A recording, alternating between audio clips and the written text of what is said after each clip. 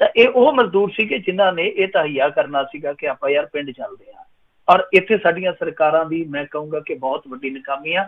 ਇਹ ਮਜ਼ਦੂਰ ਮਰਦੇ ਨਹੀਂ ਪਏ, ਇਹ ਮਜ਼ਦੂਰ ਪ੍ਰਸ਼ਾਸਕੀ ਕਤਲ ਹੋ ਰਹੇ ਆ। ਕੋਈ ਚਾਹੇ ਐਕਸੀਡੈਂਟ 'ਚ ਮਰਿਆ ਤੁਰਿਆ ਜਾਂਦਾ, ਚਾਹੇ ਕੋਈ ਪਿੰਡ ਦੇ ਕੋਲ ਜਾ ਕੇ ਹਾਰਟ ਅਟੈਕ ਦੇ ਨਾਲ ਦਮ ਤੋੜ ਗਿਆ, ਚਾਹੇ ਆ ਰੇਲਾਂ ਦੇ ਥੱਲੇ ਆਈ ਜਾਂਦੇ, ਸਾਰਾ ਕੁਛ ਹੈ ਜਿਹੜਾ ਉਹ ਪ੍ਰਸ਼ਾਸਨ ਦਾ ਹੀ ਜਿਮਾ ਹੈ। ਕਹਿੰਦੇ ਨਾ ਕਿ ਜਿਸਦਾ ਕੋਈ ਕਾਤਲ ਨਹੀਂ ਨਾ ਹੁੰਦਾ, ਉਹ ਸਮਝ ਲਓ ਕਤਲ ਜਿਹੜਾ ਹਕੂਮਤ ਦੇ ਹਿੱਸੇ ਆ। ਜਿਸਦਾ ਕੋਈ ਕਾਤਲ ਨਹੀਂ ਲੱਭਦਾ, ਉਹ ਕਤਲ ਜਿਹੜਾ ਹਕੂਮਤ ਦੇ ਹੱਥ ਹੁੰਦਾ। ਸੋ ਇਹ ਮਾਮਲਾ ਵੀ ਲਗਭਗ ਵੈਸਾ ਹੀ ਆ। ਤੁਹਾਨੂੰ ਪਤਾ ਕਿ ਬੰਬੇ ਦੇ ਵਿੱਚ ਬਹੁਤ ਸਾਰੇ ਮਜ਼ਦੂਰ ਆਉਂਦੇ ਆ, ਮਹਾਰਾਸ਼ਟਰ ਦੇ ਵਿੱਚ ਬਹੁਤ ਦੂਰੋਂ ਦੂਰੋਂ ਆਉਂਦੇ ਆ। ਤਾਂ ਇਹ ਉਹ ਮਜ਼ਦੂਰ ਸੀਗੇ ਜਿਹੜੇ ਜ਼ਲਾਨਾ ਤੋਂ ਭੂਸਾਵਲ ਜਾ ਰਹੇ ਸੀਗੇ, ਇੱਕ ਫੈਕਟਰੀ 'ਚ ਕੰਮ ਕਰਦੇ ਸੀਗੇ, ਥੱਕੇ ਟੁੱਟੇ ਸੀਗੇ, ਕਿਤੇ ਪਟੜੀ ਤੇ ਲਿਟ ਗਏ। ਤਾਂ ਉੱਦਾਂ ਹੀ ਉਹ ਜਦੋਂ ਪਏ ਸੀਗੇ, ਗੱਡੀ ਆ ਗਈ, ਗੱਡੀ ਨੇ ਸਾਰੇ ਚੀਰ ਕੇ ਰੱਖ ਦਿੱਤੇ। ਕਿਸੇ ਦੀਆਂ ਰੋਟੀਆਂ ਖਿਲਰੀਆਂ ਪਈਆਂ ਸਨ, ਕਿਸੇ ਦੇ 100 ਦੇ ਨੋਟ ਦੇ ਕਈ ਟੁਕੜੇ ਹੋਏ ਪਏ ਸਨ, ਕਿਸੇ ਦੇ ਸਰੀਰ ਦੇ 100 ਟੁਕੜੇ ਹੋਏ ਪਏ ਸਨ। ਸੋ ਹਾਲਤ ਇਹੋ ਜਿਹੀ ਸੀਗੀ ਤੇ ਸਾਰੇ ਮਜ਼ਦੂਰ ਜਿਹੜੇ ਆ ਉਹ ਮਰ ਗਏ ਆ। ਕਿਉਂਕਿ ਇਹਨਾਂ ਨੇ ਛੱਤੀਸਗੜ੍ਹ ਜਾਣਾ ਸੀਗਾ, ਉੱਥੇ ਕਿਸੇ ਨੂੰ ਸ਼ਾਇਦ ਇਹ ਇਤਲਾਹ ਮਿਲੀ ਸੀਗੀ ਕਿ ਗੱਡੀ ਜਾਣੀ ਆ ਭੂਸਾਵਲ। ਉਤੋਂ ਇਹਨਾਂ ਨੇ ਫਿਰ ਆਪਣੀ ਜਿਹੜੀ ਸੀਗੀ ਜ਼ਿੰਦਗੀ ਉਧਰ ਨੂੰ ਮੋੜ ਲਈ ਕਿ ਅਸੀਂ ਚਲੇ ਜਾਈਏ, ਪਰ ਰੱਬ ਨੂੰ ਸ਼ਾਇਦ ਕੁਛ ਹੋਰ ਮਨਜ਼ੂਰ ਸੀਗਾ। ਇਹਨਾਂ ਦੀ ਜਿਹੜੀ ਲਿਖੀ ਸੀ ਉੱਥੇ ਲਿਖੀ ਸੀ, ਪਰ ਉਸ ਤੋਂ ਬਾਅਦ ਸਿਆਸਤ ਮਰ ਗਈ। ਕੋਈ ਕਹਿੰਦਾ ਜੀ ਮੋਦੀ ਸਰਕਾਰ ਦਾ ਜਿੰਮਾ, ਕੋਈ ਕਹਿੰਦਾ ਕਿ ਇਹ ਉਧਵ ਠਾਕਰੇ ਸਰਕਾਰ ਦਾ ਜਿੰਮਾ। ਪਰ ਹੈਰਾਨਗੀ ਹੁੰਦੀ ਆ ਕਿ ਦੇਖੋ 10 ਲੱਖ ਮਜ਼ਦੂਰ ਹੈ ਜਿਹੜਾ ਮਹਾਰਾਸ਼ਟਰ ਦੇ ਵਿੱਚ ਫਸਿਆ, 10 ਲੱਖ। ਤੇ ਹੁਣ ਤੱਕ ਇਹ ਜਿਹੜਾ ਸੀਗਾ ਨਾ ਭੇਜਣ ਵਾਲਾ ਸਿਲਸਿਲਾ ਉਹ ਚੱਲਿਆ ਸਿਰਫ 30-35 ਗੱਡੀਆਂ ਤੱਕ, ਜਦਕਿ 10,000 ਗੱਡੀਆਂ ਘੱਟੋ ਘੱਟ ਚਾਹੀਦੀਆਂ ਇਕੱਲੇ ਮਹਾਰਾਸ਼ਟਰ। ਤਾਂ ਤੁਸੀਂ ਹਿਸਾਬ ਲਾ ਲਓ, ਗੱਡੀਆਂ ਭੇਜਣ ਦੀ ਥਾਂ ਤੇ ਪਹਿਲਾਂ ਕਿਰਾਏ ਲੜਦੇ ਰਹੇ, ਹੁਣ ਇਸ ਗੱਲ ਤੋਂ ਲੜਦੇ ਰਹੇ ਕਿ ਜ਼ਿੰਮੇਵਾਰੀ ਕੀ ਹੈ। ਸੋ ਬਹੁਤ ਹੀ ਮੰਦਭਾਗੀ ਘਟਨਾ। ਇਹਨਾਂ ਦੇ ਪਰਿਵਾਰਾਂ ਨੂੰ ਵਸੇਬੇ ਜੋ ਕਿ ਪੈਸੇ ਦੇਣੇ ਚਾਹੀਦੇ, ਮੁਆਵਜ਼ਾ ਦੇਣਾ ਚਾਹੀਦਾ, ਰੁਜ਼ਗਾਰ ਦੇਣਾ ਚਾਹੀਦਾ। ਪਰ ਸਭ ਤੋਂ ਵੱਡੀ ਗੱਲ ਹੈ ਕਿ ਜਵਾਬਦੇਹੀ ਹੋਣੀ ਚਾਹੀਦੀ ਹੈ ਕਿ ਇਹ ਬੰਦੇ ਪਹੁੰਚਦੇ ਸੀ ਘਰੇ ਜੇ ਤੁਸੀਂ ਬੇਵਕੂਫੀ ਨਾ ਕੀਤੀ ਹੁੰਦੀ। ਤਾਂ ਇਹ ਜੋ ਸਿੱਟੇ ਨਿਕਲ ਰਹੇ ਇਹਨਾਂ ਦੀ ਬੇਵਕੂਫੀ ਦੇ ਨਿਕਲ ਰਹੇ। ਜੀ ਜੀ ਜੀ। ਅਗਲੀ ਜਿਹੜੀ ਮਿੰਟੂ ਜੀ ਆਪਾਂ ਗੱਲ ਕਰਦੇ ਹਾਂ, ਕਹਿੰਦੇ ਸ਼ਰਾਬ ਦੀ ਹੋਮ ਡਿਲੀਵਰੀ ਵਰਗੇ ਪ੍ਰਬੰਧ ਦੇ ਉੱਤੇ ਵਿਚਾਰ ਕਰਨ ਸੂਬਾ ਸਰਕਾਰਾਂ। ਦੇਖੋ ਸੂਬਾ ਸਰਕਾਰਾਂ ਜਿਹੜੀਆਂ ਉਹ ਹੁਣ ਸੁਪਰੀਮ ਕੋਰਟ ਦੀਆਂ ਹਦਾਇਤਾਂ ਜਿਹੜੀਆਂ ਉਹ ਮੰਨ ਕੇ ਪਹਿਲਾਂ ਹੀ ਵੈਸੇ ਬੈਠੀਆਂ ਪਈਆਂ ਨੇ, ਉੱਥੇ ਫੈਸਲਾ ਕਰ ਚੁੱਕੀਆਂ ਕਿ ਜੇ ਨਹੀਂ ਤੇ ਅਸੀਂ ਘਰ ਘਰ ਪਹੁੰਚਾ ਦਿਆਂਗੇ। ਤਾਂ ਘਰ ਘਰ ਪਹੁੰਚਾਉਣ ਦਾ ਮਤਲਬ ਇਹ ਹੈ ਕਿ ਹੋਮ ਡਿਲੀਵਰੀ ਕਰ ਦਿਆਂਗੇ। ਹੋਮ ਡਿਲੀਵਰੀ ਪੰਜਾਬ ਵਾਲੇ ਨੇ ਤੇ ਪੇਸ਼ਕਸ਼ ਕਰ ਵੀ ਦਿੱਤੀ ਸੀ। ਇਹ ਮਾਮਲਾ ਚੱਲ ਗਿਆ ਸੀਗਾ ਸੁਪਰੀਮ ਕੋਰਟ ਦੇ ਵਿੱਚ। ਸੁਪਰੀਮ ਕੋਰਟ 'ਚ ਉਹਨਾਂ ਨੇ ਆਖਿਆ ਸੀਗਾ ਕਿ ਭਾਈ ਇਹ ਜਿਹੜੀਆਂ ਸ਼ਰਾਬ ਦੀਆਂ ਦੁਕਾਨਾਂ ਖੁੱਲੀਆਂ, ਕਿਤੇ ਡਿਸਟੈਂਸਿੰਗ ਇਹਨਾਂ ਦੇ ਨਾਲ ਪ੍ਰਭਾਵਿਤ ਹੋਣ ਡਈ ਆ, ਡੋਮੈਸਟਿਕ ਵਾਇਲੈਂਸ ਵੀ ਵੱਧਦੀ ਪਈ ਆ। ਅੱਜ ਰਾਜਾ ਵੜਿੰਗ ਦੀ ਘਰ ਦੀ ਨੇ ਵੀ ਕੈਪਟਨ ਅਮਰਿੰਦਰ ਸਿੰਘ ਨੂੰ ਅਪੀਲ ਕੀਤੀ ਆ ਕਿ ਇਹ ਕੰਮ ਜਿਹੜਾ ਬੰਦ ਕਰ ਦੇਣਾ ਚਾਹੀਦਾ ਹੈ। ਸੋ ਇਹਨਾਂ ਨੇ ਹੁਣ ਜਦੋਂ ਸੁਪਰੀਮ ਕੋਰਟ ਦੇ ਵਿੱਚ ਤਰਕ ਰੱਖਿਆ ਕਿ ਇਸ ਤਰ੍ਹਾਂ ਜਿਹੜੀ ਡਿਸਟੈਂਸਿੰਗ ਪ੍ਰਭਾਵਿਤ ਹੁੰਦੀ ਆ ਜਾਂ ਜਿਹੜੀ ਹੈਗੀ ਆ ਡੋਮੈਸਟਿਕ ਵਾਇਲੈਂਸ ਉਹ ਵੱਧਦੀ ਪਈ ਆ, ਤਾਂ ਸੁਪਰੀਮ ਕੋਰਟ ਨੇ ਇਹਨਾਂ ਚੀਜ਼ਾਂ ਦਾ ਆਖਿਆ ਕਿ ਦੇਖੋ ਅਸੀਂ ਰੋਕ ਤਾਂ ਨਹੀਂ ਲਾਉਂਦੇ, ਪਰ ਅਸੀਂ ਇਹ ਗੱਲ ਜ਼ਰੂਰ ਕਹਿੰਦੇ ਆ ਕਿ ਭਾਈ ਜਿਹੜੀਆਂ ਵੀ ਸਰਕਾਰਾਂ ਵੇਚਣਾ ਚਾਹੁੰਦੀਆਂ ਤਾਂ ਉਹ ਇਸ ਤਰ੍ਹਾਂ ਦੀ ਯੋਜਨਾ ਲਿਆਉਣ ਕਿ ਘਰ ਘਰ ਦੇ ਵਿੱਚ ਸ਼ਰਾਬ ਪਹੁੰਚਾਈ ਜਾਵੇ, ਮਤਲਬ ਕਿ ਹੋਮ ਡਿਲੀਵਰੀ ਕਰ ਦਿੱਤੀ ਜਾਵੇ। ਤਾਂ ਇਹ ਹੁਣ ਵੇਖਣਾ ਹੋਏਗਾ ਕਿ ਕਿਹੜੀਆਂ ਕਿਹੜੀਆਂ ਸਰਕਾਰਾਂ ਅਮਲ ਕਰਦੀਆਂ। ਪਰ ਪੰਜਾਬ ਐਡਵਾਂਸ ਹੀ, ਕਰਫਿਊ ਵੀ ਸਭ ਤੋਂ ਪਹਿਲਾਂ ਲੱਗ ਜਾਂਦਾ, ਲਾਕਡਾਊਨ ਵੀ ਸਭ ਤੋਂ ਪਹਿਲਾਂ, ਔਰ ਕਮਾਲ ਦੀ ਗੱਲ ਆ ਕਿ ਹੋਮ ਡਿਲੀਵਰੀ ਵਾਲਾ ਫਾਰਮੂਲਾ ਵੀ ਸਭ ਤੋਂ ਪਹਿਲਾਂ ਕੱਢ ਲਿਆ। ਤਾਂ ਇਹ ਪਹਿਰਾ ਦਿੰਦੇ ਆ ਠੋਕ ਵਜਾ ਕੇ। ਦੇਖਦੇ ਆ ਕਿ ਹੁਣ ਅੱਗੇ ਚੱਲ ਕੇ ਕਿਸ ਤਰ੍ਹਾਂ ਦਾ ਮਾਹੌਲ ਹੈ ਜਿਹੜਾ ਉਹ ਬਣਦਾ। ਪਰ ਇਹਨਾਂ ਨੇ ਇੱਕ ਰਸਤਾ ਦੇ ਦਿੱਤਾ ਸੁਪਰੀਮ ਕੋਰਟ ਵਾਲਿਆਂ ਕਿ ਹੋਮ ਡਿਲੀਵਰੀ ਰਾਹੀਂ ਸ਼ਰਾਬ ਵੇਚੀ ਜਾ ਸਕਦੀ ਹੈ। ਔਰ ਦੇਖੋ ਪਾਬੰਦੀ ਲਾਉਣ ਵਾਲੀ ਗੱਲ ਜਾਂ ਰੋਕ ਲਾਉਣ ਵਾਲੀ ਗੱਲ ਹੈ ਉਹ ਸੁਪਰੀਮ ਕੋਰਟ ਦੀ ਠੀਕ ਹੈ, ਕਿਉਂਕਿ ਉੱਥੇ ਜਾ ਕੇ ਸਰਕਾਰ ਦਾ ਇੱਕੋ ਹੀ ਤਰਕ ਹੁੰਦਾ ਕਿ ਦੇਖੋ ਜੀ ਹਰੇਕ ਪਾਸੇ ਮਾਲੀਆ ਪ੍ਰਭਾਵਿਤ ਹੋਇਆ ਕਿ ਸ਼ਰਾਬ ਹੀ ਆ ਜਿਹਨੂੰ ਅਸੀਂ ਰਿੜਕ ਕੇ ਇਹਦੇ ਵਿੱਚੋਂ ਮਾਲੀਆ ਕੱਢ ਸਕਦੇ। ਤਾਂ ਮਾਲੀਆ ਜਿਹੜਾ ਉਹ ਸ਼ਰਾਬ ਦੇ ਵਿੱਚੋਂ ਹੀ ਨਿਕਲੇਗਾ। ਜੀ ਜੀ ਬਿਲਕੁਲ। ਅਤੇ ਅਗਲੀ ਜਿਹੜੀ ਆਪਾਂ ਮਿੰਟੂ ਜੀ ਖਬਰ ਉਸ ਦੇ ਉੱਤੇ ਜੇ ਨਜ਼ਰ ਮਾਰਦੇ ਜਾਈਏ ਅਤੇ ਕਹਿੰਦੇ ਅਗਵਾ ਮਾਮਲੇ ਦੇ ਵਿੱਚ ਸਾਬਕਾ DGP ਵੱਲੋਂ ਅਗਾਊਂ ਜ਼ਮਾਨਤ ਦੀ ਅਰਜ਼ੀ ਦਾਇਰ। ਦੇਖੋ ਅਗਾਊਂ ਜ਼ਮਾਨਤ ਦੀ ਅਰਜ਼ੀ ਦਰਜ ਵੀ ਹੋਈ ਤੇ ਉਸ ਤੋਂ ਬਾਅਦ ਖਾਰਜ ਵੀ ਹੋ ਗਈ ਹੈ। ਮਤਲਬ ਕਿ ਉਹਨਾਂ ਨੇ ਤੁਰੰਤ ਇਹਨਾਂ ਨੂੰ ਰਾਹਤ ਦੇਣ ਤੋਂ ਇਨਕਾਰ ਕਰ ਦਿੱਤਾ। ਤਾਂ ਕਾਫੀ ਕੁਛ ਹੋਇਆ ਸੀਗਾ, ਕਾਫੀ ਕੁਛ ਵਾਪਰਿਆ ਸੀਗਾ। ਤੇ ਉਸ ਤੋਂ ਬਾਅਦ ਹੁਣ ਇੱਕ ਚੀਜ਼ ਹੋਰ ਵੀ ਹੋਈ ਆ ਕਿ ਜਿਹੜੇ ਅੱਜ ਇਹਨਾਂ ਵੱਲੋਂ ਵਕੀਲ ਪੇਸ਼ ਹੋਏ ਸੀ, ਖਾਸ ਤੌਰ ਤੇ ਸਤਨਾਮ ਸਿੰਘ ਕਲੇਰ, ਜਿਨ੍ਹਾਂ ਦੇ ਬੇਟੇ ਮੇਰੇ ਖਿਆਲ ਦੇ ਨਾਲ ਤਰਜਮਾਨ ਵੀ ਹੈ ਸ਼੍ਰੋਮਣੀ ਅਕਾਲੀ ਦਲ ਦੇ, ਤਾਂ ਉਹਨਾਂ ਨੇ ਵੀ ਕੇਸ ਇਹਨਾਂ ਦਾ ਛੱਡ ਦਿੱਤਾ। ਇਹ ਦੋ ਵੱਡੀਆਂ ਜੇ ਕਹੀਏ ਤਾਂ ਇਸ ਵੇਲੇ ਦੀਆਂ ਸ਼ਾਮ ਦੀਆਂ ਘਟਨਾਵਾਂ ਨੇ।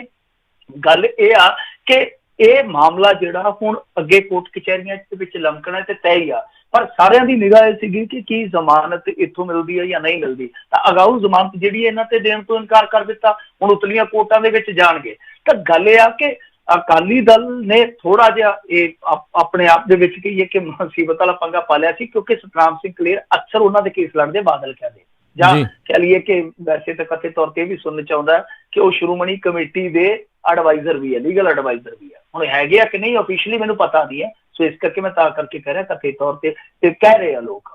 ਸੋ ਇਹ ਚਰਚਾ ਚੱਲਿਆ ਕਿ ਫੋਟੋਆਂ ਵਾਇਰਲ ਹੋ ਗਈਆਂ ਸੋਸ਼ਲ ਮੀਡੀਆ ਤੇ, ਲੋਕਾਂ ਨੇ ਬਾਦਲ ਸਾਹਿਬ ਦੇ ਨਾਲ ਫੋਟੋ ਕੱਢ ਲਿਆਂਦੀ, ਸੁਖਬੀਰ ਸਿੰਘ ਬਾਦਲ ਦੇ ਨਾਲ ਫੋਟੋ ਕੱਢ ਲਿਆਂਦੀ ਕਿ ਇਹ ਕੀ ਕਰ ਰਹੇ ਹੋ।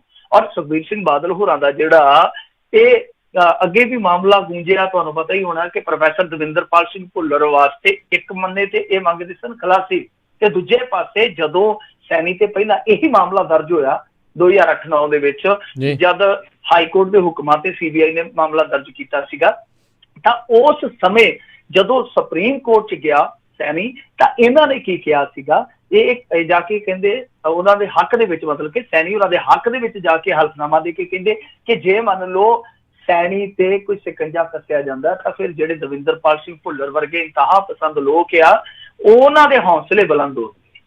ਤਾਂ ਦੇਖੋ ਇੱਕ ਪਾਸੇ ਤੇ ਪ੍ਰੋਫੈਸਰ ਦਵਿੰਦਰਪਾਲ ਸਿੰਘ ਭੁੱਲਰ ਦੀ ਸਜ਼ਾ ਵਾਸਤੇ ਇਹ ਗੱਲਾਂ ਕਰਦੇ ਆ, ਤਾਂ ਦੂਸਰੇ ਪਾਸੇ ਜਾ ਕੇ ਹਲਫਨਾਮੇ ਦਿੱਤੇ ਗਏ। ਜਿੱਦਾਂ ਇਜ਼ਹਾਰ ਆਲਮ ਬਾਰੇ ਪਹਿਲਾਂ ਰਾਜਨੀਤੀ ਹੁੰਦੀ ਰਹੀ ਕਿ ਆਲਮ ਸੈਨਾ, ਤੇ ਉਸ ਤੋਂ ਬਾਅਦ ਆਲਮ ਦਾ ਆਲਮ ਇਹ ਹੋਇਆ ਕਿ ਉਹਨੂੰ ਅਹੁਦਾ ਦੇ ਦਿੱਤਾ ਗਿਆ, ਟਿਕਟਾਂ ਤੱਕ ਦੇ ਦਿੱਤੀਆਂ ਗਈਆਂ। ਸੋ ਇਹ ਰਾਜਨੀਤੀ ਦਾ ਵੀ ਇੱਕ ਤਰ੍ਹਾਂ ਨਾਲ ਕਹਿ ਲਈਏ ਨਾ ਚਿਹਰਾ ਮੋਹਰਾ ਜਿਹੜਾ ਉਹ ਇਸ ਵਾਰੀ ਥੋੜਾ ਜਿਹਾ ਚੰਗਾ ਹੋਇਆ। ਔਰ ਦੂਜੀ ਚੀਜ਼ ਇਹ ਆ ਕਿ ਇਸ ਵੇਲੇ ਮੇਰੇ ਖਿਆਲ ਦੇ ਨਾਲ ਇਹਨਾਂ ਨੇ ਇਹ ਜੋ ਭਾਂਪ ਲਿਆ, ਸਥਿਤੀ ਨੂੰ ਭਾਂਪ ਲਿਆ ਸਤਨਾਮ ਸਿੰਘ ਕਲੇਰ ਹੋਰਾਂ ਨੇ, ਕਿ ਇਹ ਸਿਰਫ ਉਹਨਾਂ ਤੱਕ ਹੀ ਨਹੀਂ ਹੈ ਮਹਿਦੂਦ ਮਾਮਲਾ, ਕਿਉਂਕਿ ਇਹਦੇ ਨਾਲ ਸ਼੍ਰੋਮਣੀ ਅਕਾਲੀ ਦਲ ਦੀ ਵੀ ਸ਼ਾਖ ਜਿਹੜੀ ਹੈ ਕਿਤੇ ਨਾ ਕਿਤੇ ਉਹ ਦਾਅ ਤੇ ਲੱਗ ਜਾਏਗੀ, ਕਿਉਂਕਿ ਲੋਕ ਸਵਾਲ ਕਰ ਰਹੇ ਸਨ ਸੋਸ਼ਲ ਮੀਡੀਆ ਤੇ। ਤਾਂ ਤੁਰੰਤ ਉਹਨਾਂ ਨੇ ਵੀ ਫੈਸਲਾ ਕਰ ਲਿਆ। ਵੈਸੇ ਦੇਖੋ ਵਕੀਲ ਨੇ ਕਿਸੇ ਦਾ ਵੀ ਕੇਸ ਲੜ ਸਕਦੇ ਆ ਜੇ ਆਪਾਂ ਨਿੱਜੀ ਤੌਰ ਤੇ ਵੇਖੀਏ, ਪਰ ਜੇ ਆਪਾਂ ਪਾਰਟੀ ਪੱਧਰ ਤੇ ਦੇਖਦੇ ਹਾਂ, ਸਿਆਸੀ ਪੱਧਰ ਤੇ ਦੇਖਦੇ ਹਾਂ, ਤਾਂ ਫਿਰ ਕਈ ਨਫੇ ਨੁਕਸਾਨ ਜਿਹੜੇ ਆ ਉਹ ਗਿਣੇ ਜਾਂਦੇ ਆ। ਸੋ ਇਹ ਦੋ ਵੱਡੀਆਂ ਘਟਨਾਵਾਂ ਵਾਪਰੀਆਂ ਕਿ ਇੱਕ ਤੇ ਜ਼ਮਾਨਤ ਜਿਹੜੀ ਹੈ ਤੁਰੰਤ ਇਹਨਾਂ ਨੂੰ ਨਹੀਂ ਮਿਲੀ, ਦੂਜੀ ਇਹ ਆ ਕਿ ਵਕੀਲ ਸਾਹਿਬ ਛੱਡ ਗਿਆ।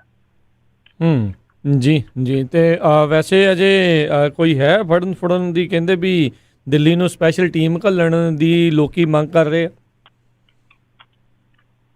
ਜੀ ਦੇਖੋ ਐਸੀ ਤਾਂ ਕੋਈ ਨਹੀਂ ਹੈ, ਐਸੀ ਤੇ ਕੁਛ ਵੀ ਹੁਣ ਤੱਕ ਮੈਂ ਕਹੂੰਗਾ ਕਿ ਸੰਭਾਵਨਾ ਨਹੀਂ ਹੈ। ਦਿੱਲੀ ਦੇ ਵਿੱਚ ਹੋਣ ਦੀ ਆਪ ਹੀ ਪੁਸ਼ਟੀ ਕਰ ਚੁੱਕਾ ਵਾ ਜਿਹੜਾ ਸੈਣੀ ਹੈ, ਬਟ ਮੇਰੇ ਖਿਆਲ ਦੇ ਨਾਲ ਹਾਲ ਦੀ ਘੜੀ ਟੀਮ ਨਹੀਂ ਭੇਜ ਰਹੇ।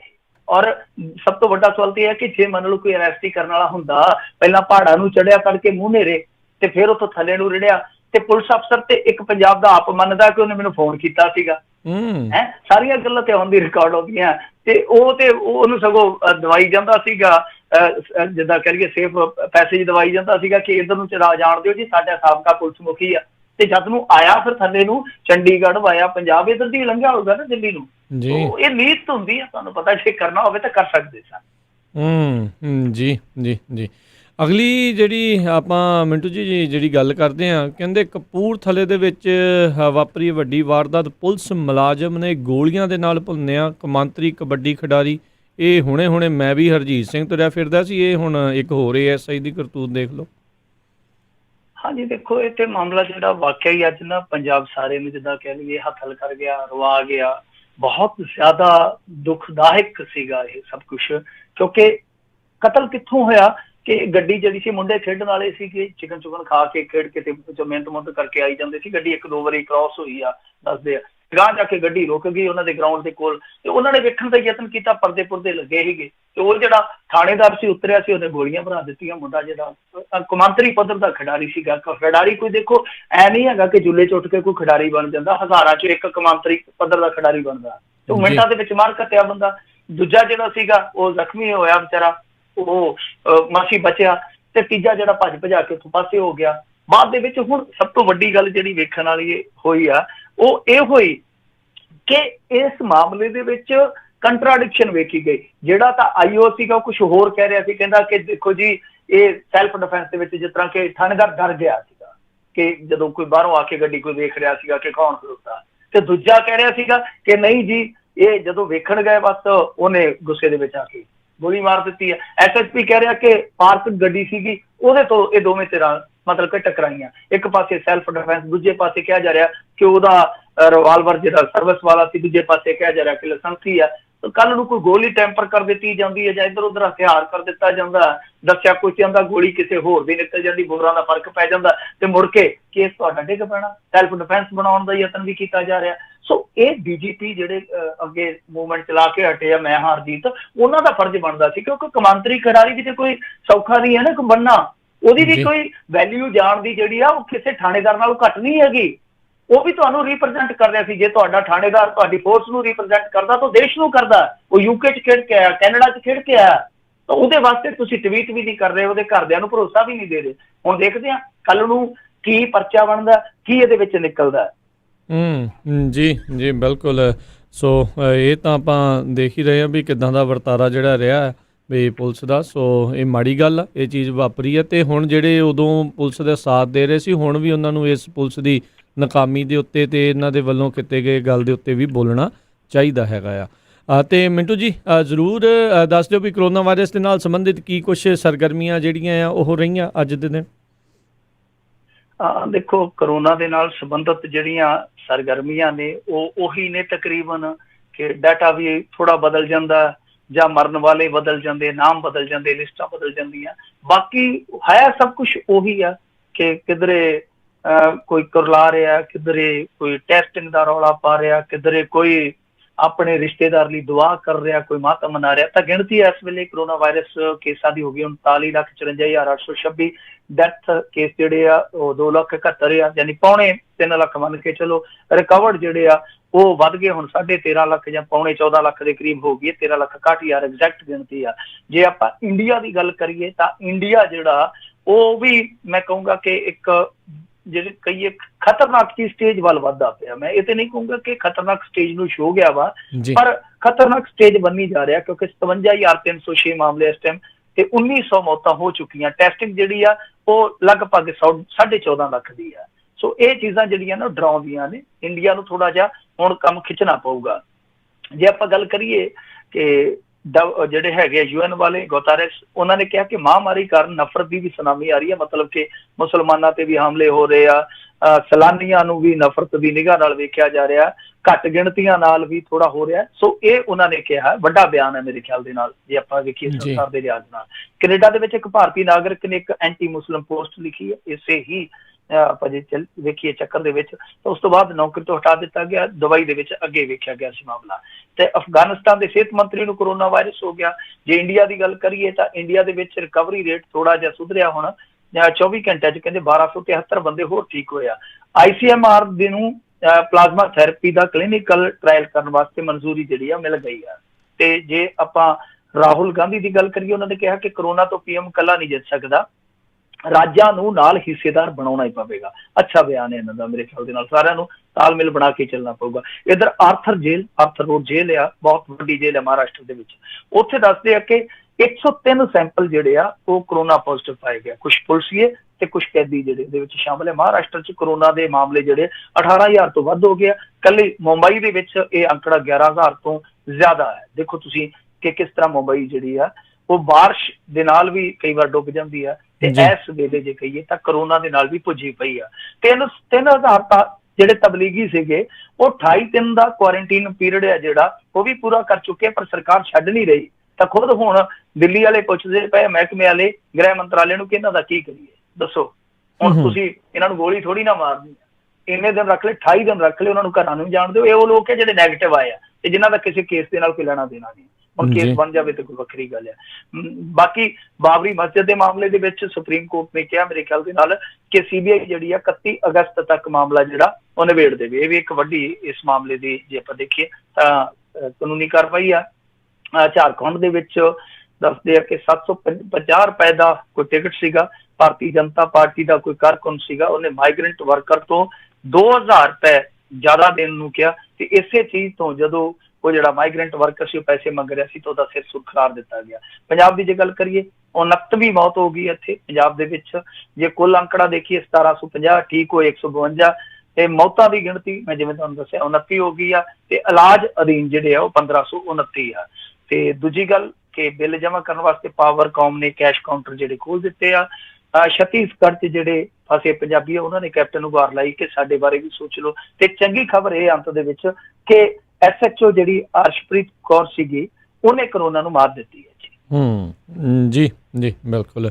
ਤੇ ਸੋਚਿਓ ਅੱਜ ਜਿਹੜੀਆਂ ਆਪਾਂ ਕਾਲਸ ਵੀ ਤੁਹਾਡੀਆਂ ਲੈਣੀਆਂ ਤੇ ਕੁਝ ਖਬਰਾਂ ਤੋਂ ਬਾਅਦ ਦੇ ਵਿੱਚ ਤੁਸੀਂ ਕਾਲ ਕਰਕੇ ਮਿੰਟੂ ਜੀ ਨੂੰ ਜੇ ਕੋਈ ਸਵਾਲ ਪੁੱਛਣਾ ਚਾਹੁੰਦੇ ਹੋ ਤਾਂ ਕਾਲ ਕਰ ਸਕਦੇ ਹੋ। ਰਹੋਗੇ ਨੰਬਰ ਰਹੇਗਾ ਕਾਲ ਕਰਨ ਦੇ ਲਈ 408 272 5200 4082725200। ਅਗਲੀ ਜਿਹੜੀ ਮਿੰਟੂ ਜੀ ਗੱਲ ਕਰਦੇ ਜਾਈਏ, ਜ਼ਫਰਨਾਮਾ ਜਿਹੜਾ ਸਤਿੰਦਰ ਸਰਤਾਜ ਦੇ ਦੁਆਰਾ ਗਾਇਆ ਗਿਆ ਸੀ ਉਸ ਦੇ ਲਈ ਜਥੇਦਾਰ ਵੱਲੋਂ ਮਿਲੀ ਆ ਇਹਨਾਂ ਨੂੰ ਹੁਣ ਕਲੀਨ ਚਿੱਟ। ਹਾਂ ਦੇਖੋ, ਇਹ ਕਲੀਨ ਚਿੱਟ ਮਿਲਣੀ ਮੇਰੇ ਖਿਆਲ ਦੇ ਨਾਲ ਵਧੀਆ ਗੱਲ ਆ, ਕਿਉਂਕਿ ਮੈਂ ਅੱਗੇ ਵੀ ਇੱਕ ਖਦਸ਼ਾ ਜ਼ਾਹਰ ਕੀਤਾ ਸੀਗਾ ਕਿ ਜੇ ਜ਼ਿਆਦਾ ਕੁਛ ਬਵਾਲ ਹੋਏਗਾ, ਕਿਉਂਕਿ ਇਹ ਉਹ ਕਲਾਕਾਰ ਹੁੰਦੇ ਆ ਜਿਹੜੇ ਨਾ ਕੰਟਰੋਵਰਸੀ ਤੋਂ ਦੂਰ ਰਹਿੰਦੇ ਆ। ਕਈ ਤਾਂ ਕਲਾਕਾਰ ਹੁੰਦੇ ਨਾ ਭਾਲਦੇ ਸੁੰਘਦੇ ਫਿਰਦੇ ਆ ਕਿ ਕਿੱਧਰੋਂ ਵਿਵਾਦ ਉੱਠੇ ਤੇ ਕਿੱਧਰੋਂ ਥੋੜੀ ਜਿਹੀ ਉਹਨਾਂ ਨੂੰ ਹਾਈਪ ਮਿਲੇ, ਕਿੱਧਰੋਂ ਮਸ਼ਹੂਰੀ ਮਿਲੇ। ਅੱਜ ਕੱਲ ਬਦਨਾਮੀ ਦਾ ਦੂਸਰਾ ਨਾਂ ਜਿਹੜਾ ਵੱਟ ਕੇ ਉਹ ਮਸ਼ਹੂਰੀ ਕਰ ਦਿੱਤਾ ਗਿਆ। ਤਾਂ ਇਹ ਉਹ ਸਿੰਗਰ ਹੁੰਦੇ ਆ ਜਿਹੜੇ ਬਹੁਤ ਮਸਤ ਨਾਲ, ਜਿੱਦਾਂ ਮਸਤੀ ਨਾਲ ਚਾਲ ਚੱਲਦੇ ਆਪਦੀ ਵਿੱਚ, ਉਹਨਾਂ ਨੂੰ ਕੋਈ ਲੈਣਾ ਦੇਣਾ ਨਹੀਂ ਇਹਨਾਂ ਚੀਜ਼ਾਂ ਦੇ ਨਾਲ। ਤੇ ਜੇ ਇਹੋ ਜਿਹੇ ਕਲਾਕਾਰ ਦੇ ਨਾਲ ਵਾਪਰ ਜਾਂਦਾ, ਕੋਈ ਵੱਡਾ ਵਿਵਾਦ ਜੁੜ ਜਾਂਦਾ, ਤਾਂ ਫਿਰ ਦੂਜੇ ਕਲਾਕਾਰਾਂ ਦਾ ਵੀ ਡਰਨਾ ਸੁਭਾਵਿਕ ਹੁੰਦਾ। ਤਾਂ ਇਹ ਡਿਊਟੀ ਲਾਈ ਸੀਗੀ। ਅੱਜ ਗਿਆਨੀ ਹਰਪ੍ਰੀਤ ਸਿੰਘ ਜੀ ਨੇ ਦੱਸਿਆ ਕਿ ਜਿਹੜੇ ਹੈਗੇ ਆ ਉਦੋਕੇ, ਮੇਰੇ ਖਿਆਲ ਦੇ ਨਾਲ ਉਹਨਾਂ ਦਾ ਨਾਮ ਮੈਨੂੰ ਭੁੱਲ ਗਿਆ, ਸੁਖਜੀਤ ਸਿੰਘ ਉਦੋਕੇ ਆ ਕਿ ਸੁਖਜੀਤ ਸਿੰਘ ਉਦੋਕੇ ਆ, ਤੇ ਸੁਖਪ੍ਰੀਤ ਸਿੰਘ ਉਦੋਕੇ ਸ਼ਾਇਦ, ਉਹ ਕਹਿੰਦੇ ਕਿ ਉਹਨਾਂ ਦੀ ਡਿਊਟੀ ਲੱਗੀ ਸੀ। ਤਾਂ ਜਿਹੜੇ ਖਰੜੇ ਦੇ ਵਿੱਚੋਂ ਇਹ ਲਿਆ ਗਿਆ ਵਾ ਜ਼ਫਰਨਾਮਾ ਜੋ ਗਾਇਨ ਕੀਤਾ ਗਿਆ, ਤਾਂ ਉਹਦੇ ਮੁਤਾਬਕ ਉਹ ਬਿਲਕੁਲ ਸਹੀ ਆ। ਤਾਂ ਤੁਸੀਂ ਆਪ ਹੀ ਦੇਖ ਲਓ ਕਿ ਉਹ ਕਹਿੰਦੇ ਆ ਕਿ 100% ਸਹੀ ਆ। ਪਰ ਹੁਣ ਇਹ ਵੇਖਣਾ ਹੋਏਗਾ ਕਿ ਜਿਹੜੇ ਲੋਕ ਉੱਥੇ ਸ਼ਿਕਾਇਤ ਕਰਨ ਗਏ ਸੀਗੇ, ਕਿ ਉਹਨਾਂ ਨੂੰ ਪੁੱਛਿਆ ਜਾਊਗਾ ਕਿ ਤੁਸੀਂ ਕਿਸ ਆਧਾਰ ਤੇ ਸ਼ਿਕਾਇਤ ਕਰ ਰਹੇ ਹੋ, ਕਿ ਤੁਹਾਨੂੰ ਇਸ ਚੀਜ਼ ਬਾਰੇ ਬੋਧ ਹੈਗਾ ਸੀਗਾ, ਤੁਸੀਂ ਫਾਰਸੀ ਬਾਰੇ ਜਾਣਦੇ ਸੀ ਕਿ ਤੁਸੀਂ ਖੁਦ ਗਲਤੀਆਂ ਵੇਖੀਆਂ, ਜਾਂ ਕਿਸੇ ਇੰਟੈਲੈਕਚੁਅਲ ਬੰਦੇ ਨੇ ਜਾਂ ਕਿਸੇ ਹੋਰ ਆਲੋਚਕ ਨੇ ਗਲਤੀ ਕੱਢੀ ਤੇ ਤੁਸੀਂ ਉਹਨੂੰ ਕੋਟ ਕਰਤਾ ਜਾ ਕੇ ਕਿ ਹਾਂ ਭਾਈ ਇਹਨੂੰ ਤਲਬ ਕਰ ਲਓ, ਜਾਂ ਇਹਨੂੰ ਹੁਕਮ ਦਿਓ ਕਿ ਦੁਬਾਰਾ ਗਾਇਨ ਕਰੇ। ਕਿ ਜਦ ਤੱਕ ਸਾਨੂੰ ਖੁਦ ਨੂੰ ਗਿਆਨ ਨਹੀਂ ਹੈ, ਖੁਦ ਨੂੰ ਬੋਧ ਨਹੀਂ ਇਹਨਾਂ ਚੀਜ਼ਾਂ ਦਾ, ਅਸੀਂ ਸ਼ਿਕਾਇਤ ਦੇਣ ਕਿਉਂ ਤੁਰ ਰਹੇ? ਮੈਂ ਉਦੋਂ ਨਹੀਂ ਕਿਹਾ ਸੀਗਾ ਕਿ ਸਾਨੂੰ ਇਹਨਾਂ ਚੀਜ਼ਾਂ ਦਾ ਨਹੀਂ ਪਤਾ, ਤੇ ਮਾਹਰ ਬੰਦਾ ਹੀ ਦੱਸ ਸਕਦਾ। ਤੁਹਾਨੂੰ ਪਤਾ ਹੀ ਉਦੋਂ ਕਿ ਹਿਸਟੋਰੀਅਨ ਨੇ ਤੇ ਕਾਫੀ ਕੁਛ ਪੜ੍ਹਿਆ, ਉਹਨਾਂ ਨੇ ਕਾਫੀ ਕੁਛ ਲਿਖਿਆ। ਤੇ ਜੇ ਇਹੋ ਜਿਹਾ ਬੰਦਾ ਗਲਤੀ ਕੱਢੇ ਜਾਂ ਇਹੋ ਜਿਹਾ ਬੰਦਾ ਮੋਹਰ ਲਾਵੇ ਤਾਂ ਠੀਕ ਆ। ਤਾਂ ਮੈਂ ਕਹਿੰਦਾ ਜਾਤੀ ਤੌਰ ਤੇ ਵੀ ਮੈਂ ਇਸ ਗੱਲੋਂ ਖੁਸ਼ ਹਾਂ ਕਿ ਜੇ ਅੱਜ ਜ਼ਫਰਨਾਮਾ ਪ੍ਰਵਾਨ ਕੀਤਾ ਗਿਆ ਅਕਾਲ ਤਖਤ ਸਾਹਿਬ ਵੱਲੋਂ, ਤਾਂ ਆਉਣ ਵਾਲੇ ਸਮੇਂ ਦੇ ਵਿੱਚ ਵੀ ਆਰਤੀ ਆ ਚੁੱਕੀ ਅੱਗੇ ਸਤਿੰਦਰ ਸਰਤਾਜ ਦੀ, ਤਾਂ ਸਾਨੂੰ ਹੋਰ ਵੀ ਕੁਛ ਵੇਖਣ ਨੂੰ ਮਿਲੇਗਾ, ਸੁਣਨ ਨੂੰ ਮਿਲੇਗਾ। ਜੀ ਜੀ ਬਿਲਕੁਲ, ਅਜਿਹੀਆਂ ਚੀਜ਼ਾਂ ਦੇ ਲਈ ਹੱਲਾਸ਼ੇਰੀ ਦੇਣ ਦੀ ਜ਼ਰੂਰਤ ਆ, ਨਹੀਂ ਤਾਂ ਗਲਤ ਪਾਸੇ ਨੂੰ ਤਾਂ ਸਾਰੀ ਦੁਨੀਆ ਜਿਹੜੀ ਉਹ ਵਗੀ ਜਾਂਦੀ ਪਈ ਆ। ਅਗਲੀ ਜਿਹੜੀ ਮਿੰਟੂ ਜੀ ਗੱਲ ਕਰੀਏ, ਕਹਿੰਦੇ ਗੁਰਦਾਸਪੁਰ ਦੇ ਵਿੱਚ ਇੱਕ ਵਿਅਕਤੀ ਨੇ ਗਰੀਬਾਂ ਲਈ ਜਿਹੜਾ ਨੋਟਾਂ ਦਾ ਲੰਗਰ ਲਾਇਆ, ਮੀਡੀਆ ਨੂੰ ਨਹੀਂ ਦੱਸੀ ਆਪਣੀ ਪਛਾਣ। ਦੇਖੋ, ਐਸੇ ਬੰਦੇ ਵੀ ਸੰਸਾਰ ਦੇ ਵਿੱਚ ਪਏ ਆ ਕਿ ਇੱਥੇ ਤੇ 100 ਦੇ ਨੋਟ ਪਿੱਛੇ ਯਾਰ ਯਾਰ ਨੂੰ ਮਾਰ ਦਿੰਦਾ, ਰਿਸ਼ਤੇਦਾਰ ਦਾ ਪੈਸਿਆਂ ਪਿੱਛੇ ਕਤਲ ਕਰ ਦਿੰਦਾ। ਇਹ ਉਹ ਲੋਕ ਹੈ ਜਿਹੜੇ ਹਜ਼ਾਰਾਂ ਰੁਪਏ ਦਾ ਲੰਗਰ ਲਾਉਂਦੇ। ਕਮਾਲ ਦੀ ਗੱਲ ਆ। ਤੇ ਇਹ ਦੱਸਦੇ ਕਿ ਸਵੇਰੇ 8 ਵਜੇ ਨਗਰ ਪਾਲਿਕਾ ਦੇ ਬਾਹਰ ਲੋਕਾਂ ਦੀ ਭੀੜ ਜਦੋਂ ਲੱਗੀ, ਲੋਕ ਲਾਈਨ 'ਚ ਖੜੇ ਹੋਏ, ਇੱਕ ਵਿਅਕਤੀ ਜਿਹੜਾ ਆ ਤੇ ਉਹਨੇ ਪੈਸੇ ਵਰਤਾਉਣੇ ਸ਼ੁਰੂ ਕਰ ਦਿੱਤੇ। ਤੇ ਦੱਸਦੇ ਆ ਕਿ ਅੱਗੇ ਵੀ ਆਇਆ ਕਿ ਮੂੰਹ ਢੱਕਿਆ ਹੁੰਦਾ। ਮੀਡੀਆ ਨੇ ਜਦੋਂ ਪੁੱਛਿਆ ਤੇ ਕਹਿੰਦੇ ਕਿ ਨਾਂ ਨਹੀਂ ਦੱਸਿਆ, ਤੇ ਉੱਥੇ ਲੋਕਾਂ ਦਾ ਕਹਿਣਾ ਸੀ ਕਿ ਰੋਜ਼ਾਨਾ ਹੀ ਆਉਂਦਾ ਤੇ ਪੈਸੇ ਵੰਡ ਜਾਂਦਾ। ਤਾਂ ਉਸ ਬੰਦੇ ਨੇ ਆਪਣਾ ਨਾਮ ਮੀਡੀਆ ਨੂੰ ਨਹੀਂ ਦੱਸਿਆ। ਤੁਸੀਂ ਦੇਖ ਲਓ ਕਿ ਦਿਆਨਤਦਾਰ ਲੋਕ ਕਿਸ ਤਰ੍ਹਾਂ ਦੇ ਪਏ ਆ। ਤੇ ਇੱਥੇ ਸਾਡੇ ਵਰਗਾ ਇੱਕ ਪੱਖਾ ਦੇ ਕੇ ਗੁਰਦੁਆਰਾ ਸਾਹਿਬ ਤੇ ਡਾਫਰਾਂ ਤੇ ਨਾਂ ਲਿਖ ਦਿੰਦਾ, ਉਹ ਪੂਰੇ ਵੀ ਨਹੀਂ ਆਉਂਦਾ ਕਈ ਵਾਰ ਕਿ ਫਲਾਣਾ ਸਿੰਘ ਫਲਾਣੀਆਂ ਵਾਲਿਆਂ ਨੇ ਉਹਨਾਂ ਨੇ ਆਹ ਪੱਕਾ ਸੇਵਾ ਕਰਾਇਆ। ਕਈ ਨਾਂ ਲਿਖ ਕੇ ਵੀ ਕਹਿੰਦੇ ਗੁਪਤ ਦਾਨ ਕਰਵਾਇਆ। ਸੋ ਇਸ ਤਰ੍ਹਾਂ ਦਾ ਵੀ ਮਾਹੌਲ ਹੁੰਦਾ। ਤਾਂ ਸਾਡੇ ਇਹ ਲੋਕ ਵੀ ਹੈਗੇ ਆ ਜਿਹੜੇ ਅਸਲ ਦੇ ਵਿੱਚ ਗੁਪਤ ਦਾਨ ਦੀ ਪਰਿਭਾਸ਼ਾ ਲੋਕਾਂ ਨੂੰ ਸਮਝਾ ਰਹੇ ਆ, ਕਿ ਸਾਹਮਣੇ ਵੀ ਆ ਰਹੇ ਆ ਪਰ ਇਹ ਨਹੀਂ ਦੱਸ ਰਹੇ ਕਿ ਅਸੀਂ ਕੌਣ ਆ। ਜੀ ਜੀ। ਤੇ ਇੱਥੇ ਕਿ ਆਪਾਂ ਬ੍ਰੇਕ ਲਵਾਂਗੇ। ਬ੍ਰੇਕ ਤੋਂ ਬਾਅਦ ਸਰੋਤਿਓ, ਜੇ ਤੁਸੀਂ ਵੀ ਕੋਈ ਕਾਲ ਕਰਕੇ ਸਵਾਲ ਪੁੱਛਣਾ ਚਾਹੁੰਦੇ ਹੋ ਤਾਂ ਕਾਲ ਕਰ ਸਕਦੇ ਹੋ। ਸਟੂਡੀਓ ਦੇ ਵਿੱਚ ਕਾਲ ਕਰਨ ਦੇ ਲਈ ਨੰਬਰ ਹੈ 408 272 5200 4082725200। ਇਸ ਨੰਬਰ ਦੇ ਉੱਤੇ ਕਾਲ ਕਰੋ ਤੇ ਕਾਲ ਕਰਕੇ ਤੁਸੀਂ ਜਿਹੜਾ ਮਿੰਟੂ ਜੀ ਨੂੰ ਸਵਾਲ ਪੁੱਛ ਸਕਦੇ ਹੋ। ਤੇ ਮਿਲਦੇ ਹਾਂ ਇੱਕ ਬ੍ਰੇਕ ਤੋਂ ਬਾਅਦ 'ਚ।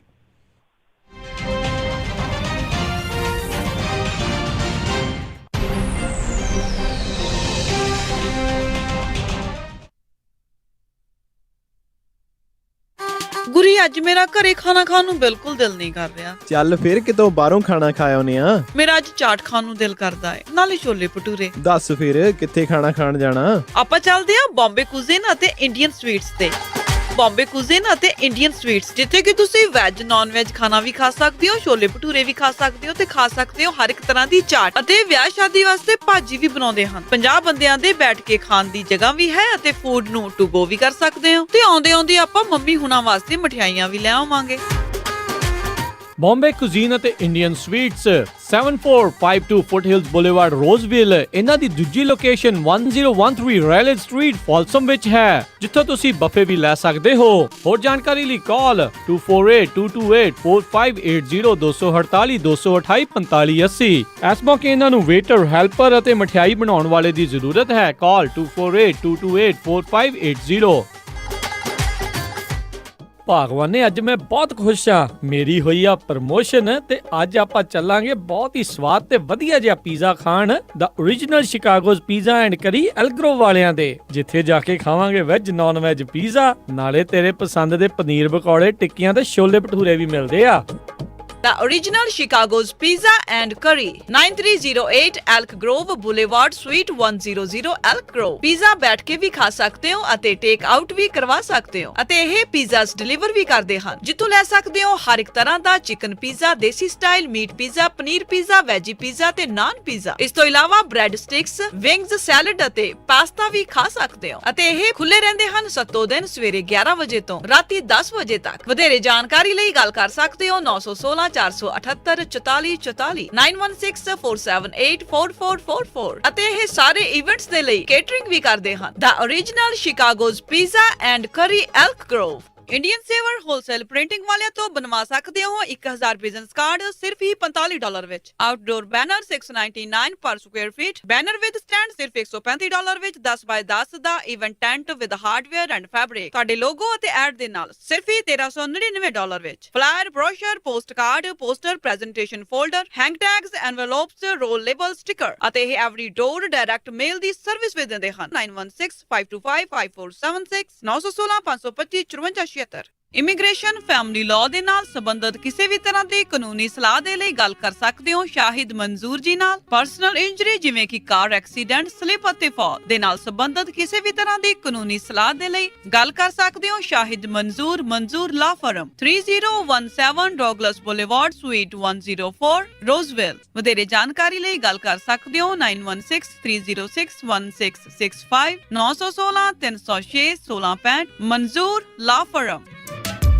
ਕੀ ਤੁਹਾਨੂੰ ਇਸ ਗੱਲ ਦਾ ਅਹਿਸਾਸ ਹੈ ਜੇ ਕੰਮ ਕਰਦਿਆਂ ਹਾਰਟ ਅਟੈਕ, ਸਟ੍ਰੋਕ, ਭਿਆਨਕ ਸੱਟ ਚੋਟ, ਮੇਜਰ ਆਰਗਨ ਟ੍ਰਾਂਸਪਲਾਂਟ ਜਾਂ ਕੈਂਸਰ ਵਰਗੀ ਨਾਮੁਰਾਦ ਬਿਮਾਰੀ ਹੋ ਜਾਵੇ ਤਾਂ ਘਰ-ਬਾਰ ਦੇ ਖਰਚੇ ਲਈ ਆਮਦਨ ਕਿੱਥੋਂ ਆਵੇਗੀ? MAF financial and insurance services ਕੋਲ ਇਸ ਦਾ ਜਵਾਬ ਹੈ। ਇਹਨਾਂ ਕੋਲ ਮਾਡਰਨ ਇੰਸ਼ੋਰੈਂਸ ਪਲਾਨ ਹਨ ਜੋ ਤੁਹਾਡੇ ਅਤੇ ਤੁਹਾਡੇ ਪਰਿਵਾਰ ਦੀ ਆਮਦਨ ਦਾ ਸਾਧਨ ਬਣ ਸਕਦੇ ਹਨ। MAF ਦੇ ਪ੍ਰੋਫੈਸ਼ਨਲ ਤੋਂ ਟੈਕਸ ਫ੍ਰੀ ਰਿਟਾਇਰਮੈਂਟ ਇਨਕਮ ਕਿਵੇਂ ਲੈਣੀ ਹੈ, ਇਸ ਬਾਰੇ ਪਤਾ ਕਰ ਸਕਦੇ ਹੋ। ਜੇ ਤੁਸੀਂ ਹਾਈ ਨੈਟਵਰਥ ਪਰਿਵਾਰ ਹੋ ਅਤੇ ਐਸਟੇਟ ਟੈਕਸ ਲਈ ਪ੍ਰੀਮੀਅਮ ਫਾਈਨੈਂਸ ਪਾਲਿਸੀ ਤੁਹਾਡੇ ਲਈ ਕਿਵੇਂ ਲਾਹੇਵੰਦ ਹੋ ਸਕਦੀ ਹੈ, ਉਹ ਵੀ ਪਤਾ ਕਰ ਸਕਦੇ ਹੋ। ਅੱਜ ਹੀ ਕਾਲ ਕਰੋ MAF 9167406400 916 740 6400। MAF also provides a platform for experienced financial professionals with top pay, company revenue and virtual agent training program. Visit MAFlife.com. MAF, California Department of Insurance, license number 0M92002. ਤੁਸੀਂ ਸੁਣਦੇ ਪਏ ਹੋ Punjabi radio USA, Punjabi radio USA।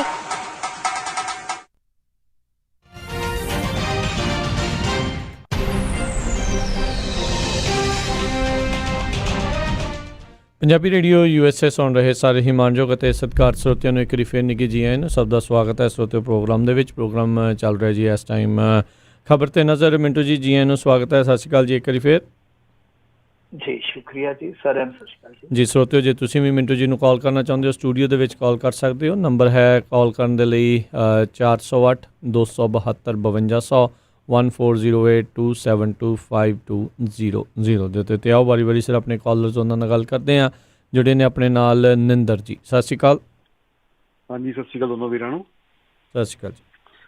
Mintu ਬਾਈ ਜੀ, ਮੇਰੇ ਨਾ ਦੋ ਸਵਾਲ ਨੇ ਛੋਟੇ ਛੋਟੇ, ਟਾਈਮ ਜ਼ਿਆਦਾ ਨਹੀਂ ਲਵਾਂਗਾ, ਜੇ ਹੋ ਸਕੇ ਦੋਨੋਂ ਜਵਾਬ ਦਿਓ। ਇੱਕ ਤਾਂ ਬਿਰਸਾ ਸਿੰਘ ਬਲਟੋਏ ਬਾਰੇ ਦੱਸਣਾ, ਉਹਦਾ ਕੇਸ ਦਾ ਕੀ ਬਣਿਆ, ਕਿਉਂਕਿ ਉਸ ਬੰਦੇ ਨੇ ਸਾਡੇ ਰਿਸ਼ਤੇਦਾਰ ਬੜੇ ਰੋਲੇ ਦੀ ਸੜਕਾਂ 'ਤੇ ਲਿਆਤੇ ਸੀਗੇ ਕਿਸੇ ਟਾਈਮ 'ਚ, ਉਸਦੇ ਕੇਸ ਦਾ ਕੀ ਬਣਿਆ। ਅਤੇ ਦੂਜੀ ਗੱਲ ਇਹ ਹੈ ਕਿ ਜਿੱਦਾਂ ਇੰਡੀਆ ਦੇ ਵਿੱਚ ਮੁਸਲਮਾਨਾਂ ਕਦੀ ਸਿੱਖਾਂ ਦੇ ਆਉਂਦੇ ਆ ਕਿ ਹਾਂ ਜਿਨ੍ਹਾਂ ਕਰਕੇ ਵੱਧਦਾ ਪਿਆ। ਅਮਰੀਕਾ ਦੇ ਵਿੱਚ ਸਾਡੇ ਬਾਬੇ ਟਰੰਪ ਨੇ ਬਿਆਨ ਦਿੱਤਾ ਸੀ ਚਾਈਨੀਜ਼ ਵਾਇਰਸ, ਨਾ ਮੀਡੀਆ ਨੇ ਸਾਥ ਦਿੱਤਾ ਉਹਦਾ ਅਤੇ ਨਾ ਲੋਕਾਂ ਨੇ ਸਾਥ ਦਿੱਤਾ। ਕਦੀ ਵੀ ਇੱਥੇ ਅਮਰੀਕਾ 'ਚ ਇੰਨੀ ਦੁਨੀਆ ਹੋ ਗਈ ਹੋਈ ਆ, ਕਦੀ ਕਿਸੇ ਤੇ ਬਲੇਮ ਨਹੀਂ ਕੀਤਾ ਕਿ ਇਹ ਚਾਈਨੀਜ਼ ਕਰਕੇ ਆਇਆ, ਲੋਕਾਂ ਨੇ ਕਿਸੇ ਨੇ ਨਹੀਂ ਬਿਆਨ ਨਹੀਂ ਦਿੱਤਾ। ਅਤੇ ਨਰਿੰਦਰ ਮੋਦੀ ਕਿਉਂ ਨਹੀਂ ਬੋਲ ਸਕਦਾ ਕਿ ਹਾਂ ਬਈ ਯਾਰ ਕਿਸੇ ਦਾ ਵੀ ਇਹ ਧਰਮ ਦਾ ਨਾਮ ਨਾ ਲੈ ਕੇ ਬੋਲੋ, ਇਹ ਮਹਾਂਮਾਰੀ ਪੂਰੀ ਦੁਨੀਆ 'ਚ ਫੈਲੀ ਹੋਈ ਆ। ਭਾਜੀ ਸੁਣਨ ਦਿਓ, ਦੋਨੋਂ ਸਵਾਲਾਂ ਦੇ ਜਵਾਬ ਸੁਣਿਆ ਜੀ ਭਾਜੀ। ਹਾਂਜੀ, ਦੇਖੋ ਪਹਿਲੀ ਗੱਲ ਹੈ ਕਿ ਵਿਰਸਾ ਸਿੰਘ ਵਲਟੋਆ ਦਾ ਕੇਸ ਤਾਂ ਤੁਰਿਆ ਸੀਗਾ ਉਸ ਟਾਈਮ, ਜਦੋਂ ਆ ਪਿੱਛੇ ਜੇ ਹੋਇਆ ਸੀ। ਉਹ ਇੱਕ ਪੱਤਰਕਾਰ ਬੀਬੀ ਆ, ਬਹੁਤ ਤਗੜੇ ਪੱਤਰਕਾਰ ਆ, ਤੇ ਉਹਨਾਂ ਨੇ ਕੱਢੀਆਂ ਸੀ ਰਿਪੋਰਟਾਂ। ਉਸ ਤੋਂ ਬਾਅਦ ਇਹ ਮਾਮਲਾ ਅੱਗੇ ਤੁਰਿਆ ਤੇ ਮੇਰੇ ਖਿਆਲ ਦੇ ਨਾਲ ਕੋਰਟ ਦੇ ਵਿੱਚ ਚਾਰਜਸ਼ੀਟ ਵੀ ਹੋਈ ਆ। ਮੈਂ ਪੱਕਾ ਨਹੀਂ ਕਹਿ ਸਕਦਾ, ਜਿੱਥੇ ਤੱਕ ਮੈਨੂੰ ਯਾਦ ਆ, ਤੇ ਵੈਸੇ ਤਾਂ ਮੈਂ ਭੁਲੱਕੜ ਆਦਮੀ ਆ, ਭੁੱਲ ਜਾਂਦਾ ਹੁੰਦਾ, ਪਰ ਮੈਨੂੰ ਲੱਗਦਾ ਕਿ ਚਾਰਜਸ਼ੀਟ ਤੁਰੀ ਆ। ਮੈਂ ਬਾਕੀ ਤੁਹਾਨੂੰ ਸਵੇਰੇ ਕਨਫਰਮ ਕਰ ਦੂੰ, ਮੈਂ ਵਿਰਸਾ ਸਿੰਘ ਵਲਟੋਆ ਤੇ ਪੁੱਛ ਦੂੰਗਾ ਤੁਹਾਨੂੰ, ਤੇ ਨਾ ਹੋਇਆ ਤੇ ਤੁਸੀਂ ਲੈ ਲਿਓ, ਮੈਂ ਰਾਜ ਕਰਮਵੀਰ ਸਿੰਘ ਨੂੰ ਨੰਬਰ ਦੇ ਦੂੰਗਾ, ਇੱਥੇ ਸਵਾਲ ਜਵਾਬ ਕਰ ਲਿਓ, ਕੋਈ ਗੱਲ ਨਹੀਂ ਹੈ। ਤੇ ਵਿਰਸਾ ਸਿੰਘ ਵਲਟੋਆ ਆ ਜਾਂਦੇ ਹੁੰਦੇ ਆ, ਦੱਸ ਦੇਣਗੇ ਤੁਹਾਨੂੰ ਕੇਸ ਦੀ ਸਾਰੀ, ਜੇ ਕੋਈ ਕਿਸੇ ਨੇ ਗੱਲ ਕਰਨੀ। ਪਰ ਨਾ ਹੋਇਆ ਤਾਂ ਮੈਂ ਤੁਹਾਨੂੰ ਦੱਸ ਦੂੰਗਾ ਕਿ ਕੇਸ ਕਿੱਥੋਂ ਤੱਕ ਆ, ਉਹਨਾਂ ਤੋਂ ਕਨਫਰਮ ਕਰ ਲਵਾਂਗੇ। ਦੂਜੀ ਚੀਜ਼ ਇਹ ਬਿਲਕੁਲ ਤੁਹਾਡੀ ਗੱਲ ਸਹੀ ਹੈ ਕਿ ਸਾਡੇ ਪ੍ਰਧਾਨ ਮੰਤਰੀ ਸਾਹਿਬ ਨੂੰ ਬੋਲਣਾ ਚਾਹੀਦਾ ਸੀਗਾ। ਜੇ ਇਸਲਾਮਫੋਬੀਆ ਦੇ ਮਾਮਲੇ 'ਚ ਉਹ ਇੱਕ ਤਰ੍ਹਾਂ ਨਾਲ ਕਹਿ ਲਈਏ ਕਿ ਸਫਾਈ ਦਿੰਦੇ ਆ ਸਿੱਧੇ ਤੌਰ ਤੇ ਕਿ ਅਸੀਂ ਸੈਕੂਲਰ ਵਿਚਾਰਧਾਰਾ ਵਾਲੇ ਆ, ਅਸੀਂ ਇਸ ਤਰ੍ਹਾਂ ਦਾ ਕੋਈ ਪੱਖਪਾਤ ਨਹੀਂ ਕਰਦੇ, ਤਾਂ ਫਿਰ ਉਹਨਾਂ ਨੂੰ ਇੱਥੇ ਵੀ ਮੱਤ ਦੇਣੀ ਚਾਹੀਦੀ ਆ ਲੋਕਾਂ ਨੂੰ।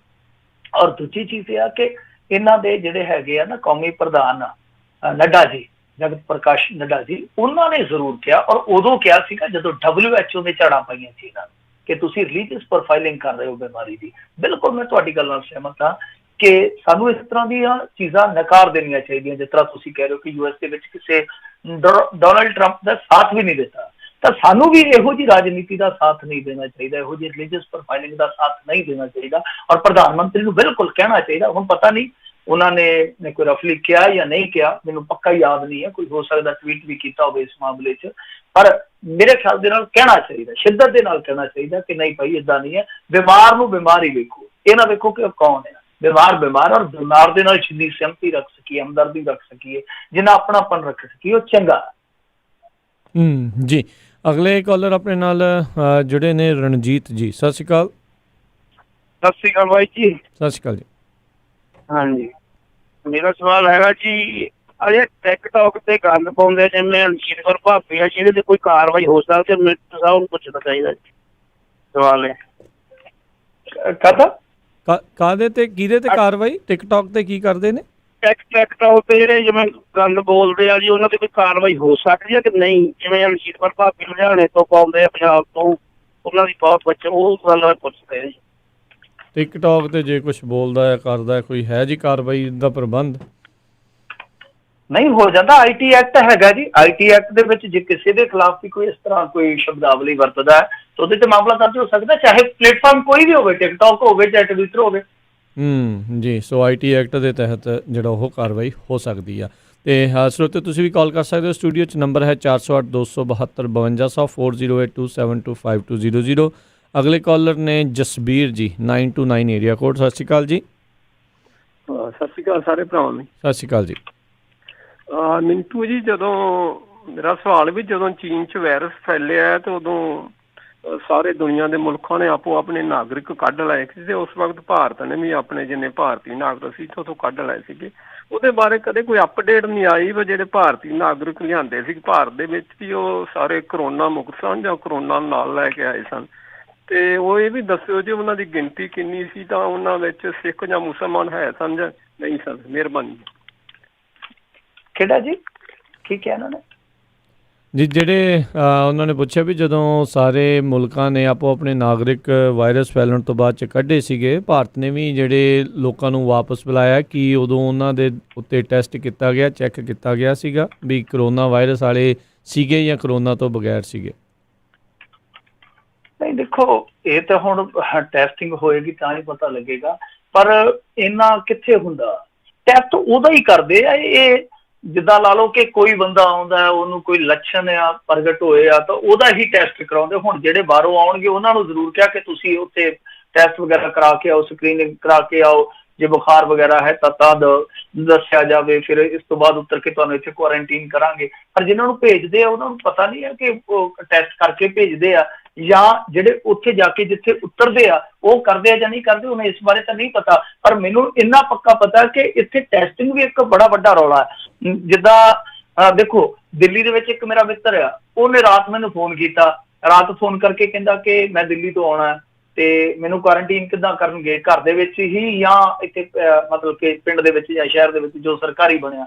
ਤਾਂ ਮੈਂ ਉਹਨੂੰ ਕਿਹਾ ਕਿ ਤੂੰ ਟੈਸਟ ਕਰਾਇਆ, ਫਿਰ ਕੋਈ ਗੱਲ ਨਹੀਂ, ਆਪਾਂ ਤਹਿਸੀਲਦਾਰ ਨਾਲ ਗੱਲ ਕਰ ਲਾਂਗੇ ਕਿ ਭਾਈ ਟੈਸਟ ਕਰਾ। ਉਹ ਕਹਿੰਦਾ ਮੈਂ ਦਿੱਲੀ 'ਚ ਗਿਆ, ਮੈਂ ਤੰਦਰੁਸਤ ਹਾਂ, ਪਿਛਲੇ 1.5 ਮਹੀਨੇ ਤੋਂ ਮੈਂ ਇੱਕ ਆਪਦੇ ਫਲੈਟ ਦੇ ਵਿੱਚ ਹੀ ਬੈਠਾ। ਬਟ ਉਹ ਕਹਿੰਦੇ ਕਿ ਨਹੀਂ, ਇਸ ਤਰ੍ਹਾਂ ਅਸੀਂ ਟੈਸਟ ਕਰਦੇ ਹੀ ਨਹੀਂ, ਪਹਿਲਾਂ ਤੁਸੀਂ ਡਾਕਟਰ ਤੋਂ ਲਿਖਾ ਕੇ ਆਓ, ਔਰ ਪਹਿਲੀ ਗੱਲ ਤੁਹਾਨੂੰ ਜਿਹੜੇ ਸਿੰਪਟਮ ਹੈ ਉਹ ਹੋਣੇ ਚਾਹੀਦੇ ਆ। ਦੇਖੋ ਜੇ ਕੋਈ ਬੰਦਾ ਨਾਰਮਲ ਕਰਾਉਣਾ ਚਾਹੁੰਦਾ ਉਹਨੂੰ ਕਹਿੰਦੇ ਕਿ ਨਹੀਂ, ਤੁਸੀਂ ਡਾਕਟਰ ਨੂੰ ਲਿਖਾ ਕੇ ਔਰ ਸਿੰਪਟਮ ਦਿਖਾਓ ਪਹਿਲਾਂ। ਜੀ ਜੀ ਜੀ। ਤੇ ਅਗਲੇ ਕਾਲਰ ਆਪਣੇ ਜੁੜੇ ਨੇ ਜਸਵੀਰ ਜੀ ਨਵਾਡਾ ਤੋਂ। ਸਤਿ ਸ਼੍ਰੀ ਅਕਾਲ ਜੀ। ਹਾਂਜੀ ਸਤਿ ਸ੍ਰੀ ਅਕਾਲ ਮੇਰੇ ਦੋਨੋਂ ਵੀਰਾਂ ਨੂੰ। ਮਿੱਟੂ ਜੀ ਆਪ ਜੀ ਸਤਿ ਸ਼੍ਰੀ ਅਕਾਲ। ਹਾਂਜੀ ਮਿੱਟੂ ਜੀ, ਮੇਰਾ ਸਵਾਲ ਹੈ ਕਿ ਮੇਰਾ ਦੋਸਤ ਹੈ ਜੀ, ਇੱਥੇ ਇੰਡੀਆ ਆਏ ਨੂੰ ਕੋਈ 1.5 ਸਾਲ ਹੋ ਗਿਆ। ਉਹਨਾਂ ਦਾ ਕੋਈ ਕਿਸੇ ਕਿਸਮ ਦਾ ਕੋਈ ਚੱਕਰ ਪੈ ਗਿਆ ਸੀਗਾ ਤੇ ਉਹਨਾਂ ਨੂੰ ਕੋਰਟ ਦੇ ਵਿੱਚੋਂ ਤੇ ਉਹਨਾਂ ਦਾ ਕੇਸ ਕਲੀਅਰ ਹੋ ਗਿਆ ਜੀ, ਕਲੀਅਰੈਂਸ ਮਿਲ ਗਈ ਆ ਕਿ ਹੁਣ ਉਹਨਾਂ ਨੇ ਰਜਿਸਟਰ ਤਾਂ ਕੀਤਾ ਹੋਇਆ, ਅਮਰੀਕਨ ਸਿਟੀਜ਼ਨ ਹੈਗੇ ਨੇ। ਹੁਣ ਉਹਨਾਂ ਨੂੰ ਕੋਈ LOC ਲੈਣੀ ਪੈਣੀ ਹੈ ਜੀ ਇੱਥੋਂ ਇੰਡੀਆ ਤੋਂ, ਤੇ ਦੂਜਾ ਇਹ ਆ ਜੀ ਆਪਾਂ ਨੂੰ ਉਹਨਾਂ ਨੂੰ ਕਰੋਨਾ ਵਾਇਰਸ ਦੀ ਵੀ ਕੋਈ ਚੈਕਿੰਗ ਕਰਾਉਣੀ ਪੈਣੀ ਇੱਧਰ ਨੂੰ ਆਉਣ ਵਾਸਤੇ। ਮੈਨੂੰ ਆਵਾਜ਼ ਨਹੀਂ ਕਲੀਅਰ ਆ ਰਹੀ ਹੈ ਰਾਜਕਮਲ ਸਿੰਘ ਜੀ, ਆਵਾਜ਼ ਨਾ ਟੁੱਟ ਕੇ ਥੋੜੀ ਆ ਰਹੀ ਹੈ। ਜਸਬੀਰ ਜੀ ਦੁਬਾਰਾ ਸਵਾਲ ਪੁੱਛ ਸਕੋਗੇ ਤੁਸੀਂ? ਦੁਬਾਰਾ ਪੁੱਛੋ, ਕੀ ਕਹਿ ਰਹੇ ਸੀਗੇ? ਹਾਂਜੀ ਹਾਂਜੀ, ਮੇਰਾ ਸਵਾਲ ਇਹ ਹੈ ਜੀ ਕਿ ਮੇਰਾ ਦੋਸਤ ਆ ਜੀ ਇੰਡੀਆ ਅਮਰੀਕਨ ਸਿਟੀਜ਼ਨ ਆ, ਠੀਕ ਹੈ, ਤੇ ਹਾਂਜੀ ਉਹਨਾਂ ਦੇ ਕੋਈ ਕੋਰਟ ਦਾ ਕੇਸ ਸੀਗਾ ਤੇ ਉਹਨਾਂ ਨੂੰ ਉੱਥੋਂ ਕਲੀਅਰੈਂਸ ਮਿਲ ਗਈ ਆ, ਤੇ ਹੁਣ ਉਹਨਾਂ ਨੇ ਵਾਪਸ ਇਹਨਾਂ ਨੇ ਆ ਰਹੇ ਨੇ, ਉਹਨਾਂ ਨੇ ਰਜਿਸਟਰ ਤੇ ਕਰਾਇਆ ਉੱਥੇ ਆਪਣੇ, ਠੀਕ ਹੈ, ਸਟੈਪ ਪ੍ਰੋਗਰਾਮ 'ਚ। ਹਾਂਜੀ ਹਾਂਜੀ, ਤੇ ਉਹਨਾਂ ਨੂੰ ਕੋਈ LOC ਲੈਣੀ ਪੈਣੀ। ਤੇ ਦੂਜਾ ਮੇਰਾ ਇਹ ਹੈ ਕਿ ਉਹਨਾਂ ਨੂੰ ਕੋਈ ਕਰੋਨਾ ਦਾ ਵੀ ਟੈਸਟ ਵਗੈਰਾ ਲੈਣਾ ਪਏਗਾ ਆਉਣ ਲਈ ਇੱਧਰ ਨੂੰ? ਕਰੋਨਾ ਦੀ ਟੈਸਟਿੰਗ ਦਾ ਤਾਂ ਉਹਨਾਂ ਨੇ ਪਹਿਲੋਂ ਹੀ ਉੱਥੇ ਸਿੰਪਟਮ ਜਿਹੜੇ ਚੈੱਕ ਕਰਨੇ ਆ, ਜੇ ਉਹਨਾਂ ਨੂੰ ਫਲਾਈਟ ਦੇ ਵਿੱਚ ਚੜ੍ਹਨ ਦੇ ਲਈ ਦਿੱਤਾ। ਸੋ ਜਿਹੜੇ ਸਿੰਪਟਮ ਜਿਨ੍ਹਾਂ ਦੇ ਨਹੀਂ ਹੁੰਦੇ ਉਹਨਾਂ ਨੂੰ ਤਾਂ ਆਉਣ ਦਿੱਤਾ ਜਾਂਦਾ ਹੈ। ਤੇ NOC ਦੇ ਬਾਰੇ ਮੈਨੂੰ ਪਤਾ ਨਹੀਂ ਮਿੰਟੂ ਜੀ, ਜਿਹੜੇ ਕੇਸ ਦੇ ਵਿੱਚ ਕਹਿੰਦੇ ਵੀ ਜੋ ਵੀ ਉਹ ਠੀਕ ਹੋ ਗਿਆ ਜਾਂ ਜੋ ਵੀ ਹੋਇਆ ਆ, ਕੀ ਹੁਣ ਵਾਪਸ ਭਾਰਤ ਤੋਂ ਇੱਥੇ ਆਉਣ ਦੇ ਲਈ ਉਹਨਾਂ ਨੂੰ ਕੁਝ ਪੁਲਿਸ ਤੋਂ ਕਲੀਅਰੈਂਸ ਵਗੈਰਾ ਚਾਹੀਦੀ ਹੋਊਗੀ? ਨਹੀਂ, ਪੁਲਿਸ ਤੋਂ ਤਾਂ ਨਹੀਂ, ਇੱਧਰ ਇੰਡੀਆ ਤੋਂ ਆਉਣਾ ਉਹਨਾਂ ਨੇ, ਇੰਡੀਆ ਤੋਂ ਵਾਪਸ ਆਉਣਾ ਇੱਧਰ ਨੂੰ, ਇੰਡੀਆ ਤੋਂ ਵਾਪਸ ਨਹੀਂ। ਪੁਲਿਸ ਦੀ ਤੇ ਕਲੀਅਰੈਂਸ ਕੀ ਹੋਣੀ ਚਾਹੀਦੀ ਹੈ ਮੇਰੇ ਖਿਆਲ ਦੇ ਨਾਲ, ਐਸਾ ਤਾਂ ਕੋਈ ਨਹੀਂ, ਕਿਉਂਕਿ ਬਹੁਤ ਸਾਰੇ ਗਏ ਆ ਨਾ US ਵਾਲੇ ਅੱਗੇ, ਇੱਧਰੋਂ UK ਵਾਲੇ ਗਏ ਆ, ਕੋਈ ਇਸ ਤਰ੍ਹਾਂ ਦੇ ਮੈਂ ਤਾਂ ਨਹੀਂ ਸੁਣਿਆ। ਬਾਕੀ ਇਹ ਫਾਰਮੈਲਿਟੀਆਂ ਕੋਈ ਨਵੀਂ ਰੱਖ ਦਿੰਦੇ ਹੁਣ ਤਾਂ ਪਤਾ ਨਹੀਂ ਹੈ ਮੈਨੂੰ, ਪਰ ਮੇਰੇ ਖਿਆਲ ਦੇ ਨਾਲ ਪੁਲਿਸ ਦੀ ਕਲੀਅਰੈਂਸ ਦੀ ਤਾਂ ਕੋਈ ਜ਼ਰੂਰਤ ਨਹੀਂ ਹੈ। ਔਰ ਇੱਧਰੋਂ ਜਾਣ ਲੱਗਿਆ ਵੀ ਮੇਰੇ ਖਿਆਲ ਦੇ ਨਾਲ ਕਰੋਨਾ ਦਾ ਕੋਈ ਟੈਸਟ ਲਾਜ਼ਮੀ ਨਹੀਂ ਹੈ ਜੀ। ਕੋਰਟ ਵੱਲੋਂ ਉਹਨੂੰ ਕਲੀਅਰੈਂਸ ਮਿਲੀ ਆ ਜੀ, ਕੋਰਟ ਵੱਲੋਂ, ਬਸ ਫਿਰ ਠੀਕ ਹੈ, I think should be fine. ਫਿਰ ਜਦੋਂ ਕੋਰਟ ਦੀ ਉਹਨਾਂ ਦੇ ਕੋਲ ਪਰਮਿਸ਼ਨ ਹੈ, ਕਲੀਅਰੈਂਸ ਹੈ, ਤਾਂ ਫਿਰ ਉਹਨਾਂ ਨੂੰ ਕੋਈ ਨਹੀਂ ਰੋਕ ਸਕਦਾ ਜੀ। ਜੀ ਥੈਂਕ ਯੂ ਜੀ। ਠੀਕ ਹੈ ਜੀ ਜੀ ਠੀਕ ਹੈ ਜੀ। ਜੀ ਬਹੁਤੀ ਗੱਲ ਹੋਵੇ, ਜਿਹੜੇ ਇਦਾਂ ਦੇ ਕਾਨੂੰਨੀ ਪੇਚੀਦਾ ਮਸਲੇ ਹੁੰਦੇ ਆ, ਤੁਸੀਂ ਬੈਟਰ ਇਹੀ ਆ ਵੀ ਵਕੀਲ ਦੇ ਨਾਲ, ਕਾਨੂੰਨੀ ਵਕੀਲ ਦੇ ਨਾਲ ਜਿੱਤੇ ਤੁਹਾਨੂੰ ਭਰੋਸਾ ਹੈਗਾ ਉੱਤੋਂ ਤੁਸੀਂ ਅਜਿਹੀ ਜਿਹੜੀ ਸਲਾਹ ਜ਼ਰੂਰ ਲੈ ਲਿਆ ਕਰੋ। ਜਸਬੀਰ ਸਿੰਘ ਜੀ ਵਾਸ਼ਿੰਗਟਨ ਤੋਂ, ਸਤਿ ਸ਼੍ਰੀ ਅਕਾਲ ਜੀ। ਹਾਂਜੀ ਦੋਨਾਂ ਵੀਰਾਂ ਨੂੰ ਸਤਿ ਸ਼੍ਰੀ ਅਕਾਲ ਜੀ। ਸਤਿ ਸ਼੍ਰੀ ਅਕਾਲ ਜੀ। ਹਾਂਜੀ ਮਿੰਟੂ ਜੀ ਨੂੰ ਆਪਾਂ ਪੁੱਛਣਾ ਸੀਗਾ ਜੀ, ਆ ਜਿਹੜਾ ਆਪਣਾ ਕਬੱਡੀ ਖਿਡਾਰੀ ਪੁਲਿਸ ਵਾਲੇ ਥਾਣੇਦਾਰ ਨੇ ਮਾਰਿਆ, ਇਹਦੇ ਬਾਰੇ ਫੂਲਕਾ ਸਾਹਿਬ ਨੂੰ ਪੁੱਛਣਾ ਸੀ ਵੀ ਅਦਾਲਤਾਂ ਤਾਂ ਵਿਹਲੀਆਂ, ਵੀ ਹੁਣ ਉਹ ਮੰਗ ਕਰਨਗੇ 10 ਦਿਨਾਂ ਦੇ ਵਿੱਚ ਫਾਂਸੀ ਟੰਗਣ ਦੀ? ਜੀ ਨਹੀਂ, ਉਹ ਮੰਗ ਕਰਨ ਜਾਂ ਨਾ ਕਰਨ, ਪਰ ਆਪਾਂ ਤੇ ਜ਼ਰੂਰ ਕਰਾਂਗੇ ਨਾ, ਉਹ ਆਪਾਂ ਤੇ ਜ਼ਰੂਰ ਕਰਾਂਗੇ ਕਿ ਹਾਂ ਭਾਈ ਫਾਸਟ ਟਰੈਕ ਕੋਰਟ ਤੇ ਕੇਸ ਲੱਗਣਾ ਚਾਹੀਦਾ। ਖਾਸ ਇਹਨਾਂ ਨੂੰ ਇੱਕ ਜਿੱਦਾਂ ਕਹੀਏ ਕਿ ਇੱਕ ਖੋਜਬੀਨ ਕਰਕੇ, ਤੱਥ ਇਕੱਠੇ ਕਰਕੇ, ਸਬੂਤ ਇਕੱਠੇ ਕਰਕੇ ਸਜ਼ਾ ਵਾਸਤੇ ਲੜਨਾ ਚਾਹੀਦਾ। ਪਰ ਪੁਲਿਸ ਨੂੰ ਬਚਾਉਣ ਵਾਲਾ ਯਤਨ ਛੱਡੇਗੀ ਤੇ ਤਾਂ ਆ ਨਾ, ਬਚਾਉਣਾ ਨਹੀਂ ਚਾਹੀਦਾ, ਕਿਉਂਕਿ ਜੇ ਤੁਸੀਂ ਇਸ ਤਰ੍ਹਾਂ ਦੀਆਂ ਮਿਸਾਲੀ ਸਜ਼ਾਵਾਂ ਦਿਓਗੇ ਤਾਂ ਹੀ ਗੱਲ ਬਣਨੀ ਹੈ। ਸੋ ਪੋਲੀਟੀਕਲ ਬੰਦੇ ਜਾਂ ਇਸ ਤਰ੍ਹਾਂ ਦੇ ਬੰਦੇ ਉਹ ਕੀ ਕਹਿੰਦੇ ਆ, ਆਪਾਂ ਨੂੰ ਕੁਛ ਨਹੀਂ ਉਹਨਾਂ ਦੇ ਨਾਲ ਸਰੋਕਾਰ। ਆਪਾਂ ਨੂੰ ਤੇ ਇਹ ਆ ਕਿ ਆਪਾਂ ਪਬਲਿਕਲੀ ਇਹ ਮੰਗ ਕਰੀਏ ਕਿ ਹਾਂ ਭਾਈ, ਜੇ ਤੁਸੀਂ ਮੈਂ ਹਰਜੀਤ ਮੁਹਿੰਮ ਚਲਾ ਸਕਦੇ ਹੋ ਤਾਂ ਤੁਸੀਂ ਕੀ ਇਸ ਮੁੰਡੇ ਨੂੰ ਆਪਣਾ ਪੁੱਤ ਨਹੀਂ ਸਮਝਦੇ? ਇਸ ਮੁੰਡੇ ਨੂੰ ਪੰਜਾਬੀ ਨਹੀਂ ਸਮਝਦੇ ਤੁਸੀਂ? ਇਸ ਨੂੰ ਨਾਗਰਿਕ ਨਹੀਂ ਸਮਝਦੇ ਤੁਸੀਂ? ਜੀ ਜੀ। ਅਗਲੇ ਜਿਹੜੇ ਕਾਲਰ ਆਪਣੇ ਨਾਲ ਜੁੜੇ ਨੇ ਮੋਹਨ ਲਾਲ ਜੀ, ਸਤਿ ਸ਼੍ਰੀ ਅਕਾਲ। ਸਤਿ ਸ੍ਰੀ ਅਕਾਲ ਜੀ। ਸਤਿ ਸ੍ਰੀ ਅਕਾਲ। ਸਤਿ ਸ਼੍ਰੀ ਅਕਾਲ। ਪਿਛਲੇ ਦਿਨੀ ਜੀ ਇਹ ਪਿੰਡ ਸੌਲੀ ਹੈ ਜੀ, ਗੜ੍ਹਸ਼ੰਕ ਤਹਿਸੀਲ 'ਚ, ਉੱਥੇ ਅਣਖ ਦੀ ਖਾਤਰ ਇੱਕ ਲੜਕੀ ਦਾ ਕਤਲ ਹੋ ਗਿਆ ਸੀਗਾ ਜੀ। ਉਹਦੇ ਮਾਪਿਆਂ ਨੇ ਉਹਦੀ ਸਹੁੰ ਤੱਕ ਖਤਮ ਕਰ ਦਿੱਤੀ ਜੀ। ਹਾਂਜੀ, ਉਹਦੇ ਬਾਰੇ ਦੱਸਣਾ ਜੀ। ਦੂਜਾ ਹੈਗਾ ਜੀ ਕਸਬਾ ਬਟਾਲਾ ਦੇ ਨਜ਼ਦੀਕ ਪਿੰਡ ਖਾਰਾ, ਉੱਥੇ ਸਰਪੰਚ ਨੇ ਜੀ ਨਸ਼ੇ ਟੱਲੀ ਹੋ ਗਏ ਨਾ ਜੀ, ਉੱਥੇ ਆਦਮੀ ਨੂੰ ਗੋਲੀ ਮਾਰ ਦਿੱਤੀ ਸੀ। ਇਹਦੇ ਬਾਰੇ ਦੱਸਿਓ ਜੀ। ਬਹੁਤ ਬਹੁਤ ਧੰਨਵਾਦ। ਸਤਿ ਸ੍ਰੀ ਅਕਾਲ ਜੀ। ਸਤਿ ਸ਼੍ਰੀ ਅਕਾਲ ਜੀ। ਮਿੰਟੂ ਜੀ। ਹੈਲੋ, ਹਾਂਜੀ ਹਾਂਜੀ ਹਾਂਜੀ, ਮਾੜਾ ਜਿਹਾ ਮੈਨੂੰ ਆਵਾਜ਼ ਨਾ ਸਲੋ ਮਿਲਦੀ ਹੈ, ਬੜੀ ਜ਼ਿਆਦਾ ਮੱਧਮ ਮਿਲਦੀ ਆ, ਮੈਨੂੰ ਮਾੜਾ ਜਿਹਾ ਦੱਸਿਓ ਜੀ। ਮਿੰਟੂ ਗੁਰਸਰੀਆ ਜੀ, ਪਿੰਡ ਸੌਲੀ ਤਹਿਸੀਲ ਗੜ੍ਹਸ਼ੰਕ ਵਿੱਚ ਅਣਖ ਦੀ ਖਾਤਰ ਇੱਕ ਲੜਕੀ ਦਾ ਕਤਲ ਹੋਇਆ ਸੀਗਾ ਜੀ। ਉਹਦੀ ਸਾਹ ਤਾਂ ਖਤਮ ਕਰਤੀ ਗਈ ਸੀਗੀ ਜੀ। ਉਹਦੇ ਬਾਰੇ ਦੱਸਣਾ। ਦੂਜਾ ਕਸਬਾ ਬਟਾਲਾ ਦੇ ਨਜ਼ਦੀਕ ਪਿੰਡ ਖਾਰਾ ਜੀ, ਉੱਥੇ ਸਰਪੰਚ ਵੱਲੋਂ ਨਸ਼ੇ ਟੱਲੀ ਹੋ ਗਏ, ਉੱਥੇ ਆਦਮੀ ਦਾ ਕਤਲ ਕਰਤਾ ਸੀਗਾ ਜੀ। ਇਹਦੇ ਬਾਰੇ ਦੱਸਿਓ ਜੀ। ਹਾਂਜੀ। ਨਹੀਂ ਸਰ, ਨਹੀਂ, ਇਕੱਲੇ ਕਤਲ ਦਾ ਸਰ ਏਦਾਂ ਨਹੀਂ ਯਾਦ ਰਹਿੰਦਾ, ਮਾਫ ਕਰਨਾ, ਕਿ ਕਿਉਂਕਿ ਕਤਲ ਤੁਹਾਨੂੰ ਪਤਾ ਕਤਲ ਉਗਾਰਤ ਜਿਹੜੀ ਹੈ ਚੱਲਦੀ ਰਹਿੰਦੀ ਆ। ਸੋ ਮੈਨੂੰ ਏਦਾਂ ਇਕੱਲੇ ਕਤਲ ਦਾ ਮਾਫ ਕਰਨਾ, ਮੈਨੂੰ ਪਤਾ ਨਹੀਂ ਲੱਗੇਗਾ, ਮੈਨੂੰ ਯਾਦ ਵੀ ਨਹੀਂ ਰਹਿਣਾ ਇੰਨਾ ਤਾਂ ਕਿ ਕਿੱਥੇ ਕਿਹੜਾ ਕਤਲ ਹੋਇਆ ਨਾ। ਸੋ ਉਹਦੀ ਵਜ੍ਹਾ ਕੀ ਆ, ਉਹਦਾ ਅੱਗੇ ਕੇਸ ਦਾ ਕੀ ਚੱਲਦਾ ਪਿਆ, ਟਰਾਇਲ ਕਿਸ ਤਰ੍ਹਾਂ ਦਾ ਚੱਲਦਾ ਪਿਆ। ਸੋ ਮਾਫ ਕਰਨਾ, ਮੈਨੂੰ ਇਹਦੇ ਬਾਰੇ ਜਾਣਕਾਰੀ ਨਹੀਂ ਆ। ਜਿਹੜੇ ਤੁਸੀਂ ਦੋ ਗਿਣਾਏ ਆ, ਇੱਕ ਸ਼ਾਇਦ ਗੜ੍ਹਸ਼ੰਕਰ ਦਾ, ਇੱਕ ਦਾ ਮੈਨੂੰ ਨਹੀਂ ਖਾਰਾ, ਇੱਕ ਖਾਰਾ ਪਿੰਡ ਪਟਿਆਲੇ ਦਾ ਕਿ ਬਟਾਲੇ ਦੇ ਲਾਗੇ, ਕਸਬਾ ਬਟਾਲੇ ਦੇ ਲਾਗੇ। ਬਿਲਕੁਲ ਜੀ। ਸੈਂਕੜੇ ਹੀ ਕਤਲ ਜਿਹੜੇ ਉਹ ਹੁੰਦੇ ਨੇ, ਹਰ ਇੱਕ ਦੀ ਜਿਹੜੀ ਡਿਟੇਲ ਹੋਣੀ ਹੈ ਨਾਮੁਮਕਿਨ ਵਾਲੀ ਜਿਹੜੀ ਉਹ ਗੱਲ ਆ। ਸੋ ਇੱਕ ਵਾਰੀ ਜਿੱਥੇ ਕੋਈ ਹੁੰਦਾ ਉਹਦੇ ਇਰਦ ਗਿਰਦ ਵਾਲੇ ਦਾ ਬੰਦੇ ਨੂੰ ਜ਼ਿਆਦਾ ਪਤਾ ਹੁੰਦਾ, ਕਈ ਵਾਰੀ ਜਿਹੜੇ ਦੂਰ ਨੇੜੇ ਵਾਲੇ ਆ ਉਸ ਦੇ ਬਾਰੇ ਜਿਹੜੀ ਜਾਣਕਾਰੀ ਕਈ ਵਾਰੀ ਜਿਹੜੀ ਆ ਉਹ ਜ਼ਿਆਦਾ ਨਹੀਂ ਹੁੰਦੀ, ਅਨਲੈਸ ਕੋਈ ਬਹੁਤ ਜ਼ਿਆਦਾ ਹਾਈ ਪ੍ਰੋਫਾਈਲ ਕੇਸ ਜਿਹੜਾ ਆ ਉਹ ਬਣਦਾ ਆ। ਅਗਲੇ ਜਿਹੜੇ ਕਾਲਰ ਆਪਣੇ ਨਾਲ ਜੁੜੇ ਨੇ ਜੀ, ਪ੍ਰਗਟ ਸਿੰਘ ਜੀ, ਸਤਿ ਸ਼੍ਰੀ ਅਕਾਲ ਜੀ।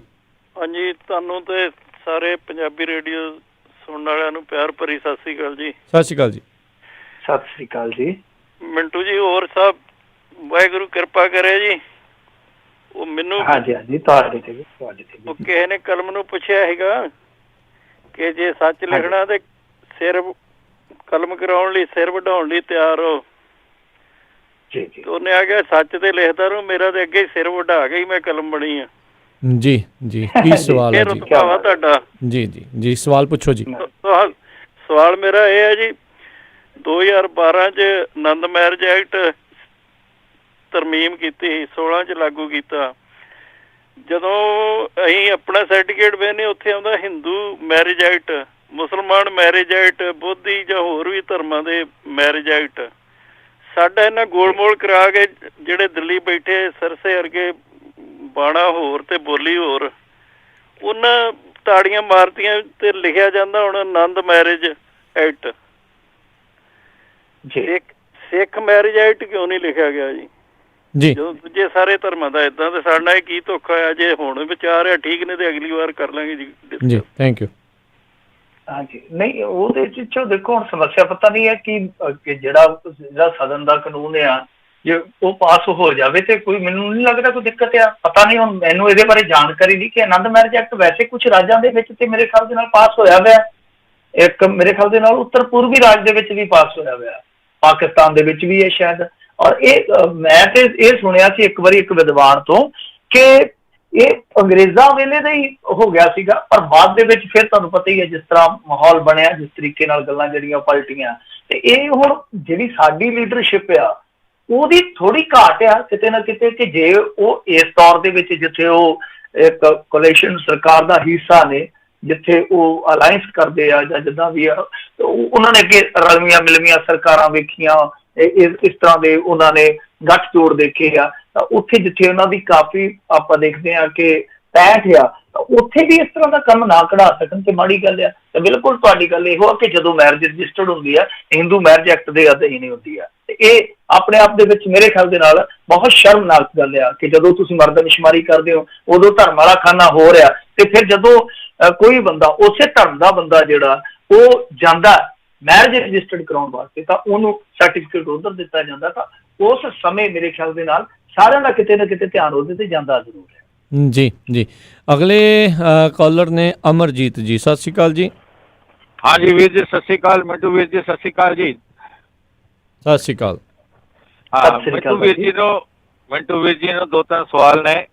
ਤੇ ਪਹਿਲੀ ਵਾਰੀ ਮਿੰਟੂ ਵੀਰ ਜੀ ਨਾਲ ਗੱਲ ਕਰਨ ਲੱਗਿਆ, ਸੁਣਦੇ ਤਾਂ ਬਹੁਤ ਚਿਰ ਤੋਂ। ਧੰਨਵਾਦ ਤੁਹਾਡਾ, ਮਹਾਰਾਜ ਤੁਹਾਡੀ ਵੱਡੀਆਂ ਉਮਰਾਂ ਕਰੇ, ਜਿੰਨੀਆਂ ਤੁਸੀਂ ਪੰਜਾਬ ਦੀਆਂ ਇੱਥੇ ਲਿਆ ਕੇ ਸਾਨੂੰ ਦਿੰਦੇ ਆ। ਜੀ ਜੀ, ਸਵਾਲ ਪੰਜਾਬ ਦਾ ਮੀਡੀਆ ਤਾਂ ਸਾਰਾ ਸੁੱਤਾ। ਅੱਛਾ ਮਿੰਟੂ ਵੀਰ ਜੀ, ਇੱਕ ਪਹਿਲਾ ਸਵਾਲ ਇਹ ਹੈ ਵੀ ਇੱਕ ਬਹੁਤ ਵੱਡਾ ਅਦਾਰਾ ਹੈ, ਉਹ ਜੰਮੂ ਕਸ਼ਮੀਰ ਨੂੰ ਗੱਡੀਆਂ ਭਰ ਭਰ ਰਾਸ਼ਨ ਦੀਆਂ ਭੇਜਦਾ ਸੀ, ਕਿ ਮੈਨੂੰ ਦੱਸਿਓ ਕਿ ਕਰੋਨਾ ਪੀੜਤਾਂ ਵਾਸਤੇ ਵੀ ਕੋਈ ਆਪਣੇ ਪੰਜਾਬ 'ਚ ਮਦਦ ਕੀਤੀ ਹੈ। ਨੰਬਰ 2, ਇੱਕ ਜਲੰਧਰ ਸਿਟੀ ਦਾ ਬਹੁਤ ਵੱਡਾ ਹਸਪਤਾਲ ਹੈ, ਵੀ ਉਹਦੇ 'ਚ ਕੋਈ ਆਪਣੇ ਕਰੋਨਾ ਮਰੀਜ਼ਾਂ ਦਾ ਕੋਈ ਇਲਾਜ ਹੋ ਰਿਹਾ ਜਾਂ ਨਹੀਂ ਹੋ ਰਿਹਾ। ਇਹ ਬਹੁਤ ਵੱਡੇ ਹਸਪਤਾਲ ਦੇ ਕਈ ਨੇ, ਜਾਂ ਤਾਂ ਨਾਂ ਲੈ ਕੇ ਪੁੱਛੋ ਨਾ ਕਿਹੜੇ ਵਾਲੇ ਦਾ। ਇਦਾਂ ਦੀ ਗੱਲ ਬਾਤ ਹੈ ਜੀ, ਉਹਨੂੰ ਪ੍ਰਾਚੀਨ ਮੰਦਿਰ ਕਹਿ ਦਿੰਦੇ ਆ ਜੀ, ਮੰਦਿਰ ਦਾ ਹਸਪਤਾਲ ਹੈ ਜੀ, ਬਹੁਤ ਵੱਡਾ। ਅੱਛਾ ਜੀ। ਦਾ।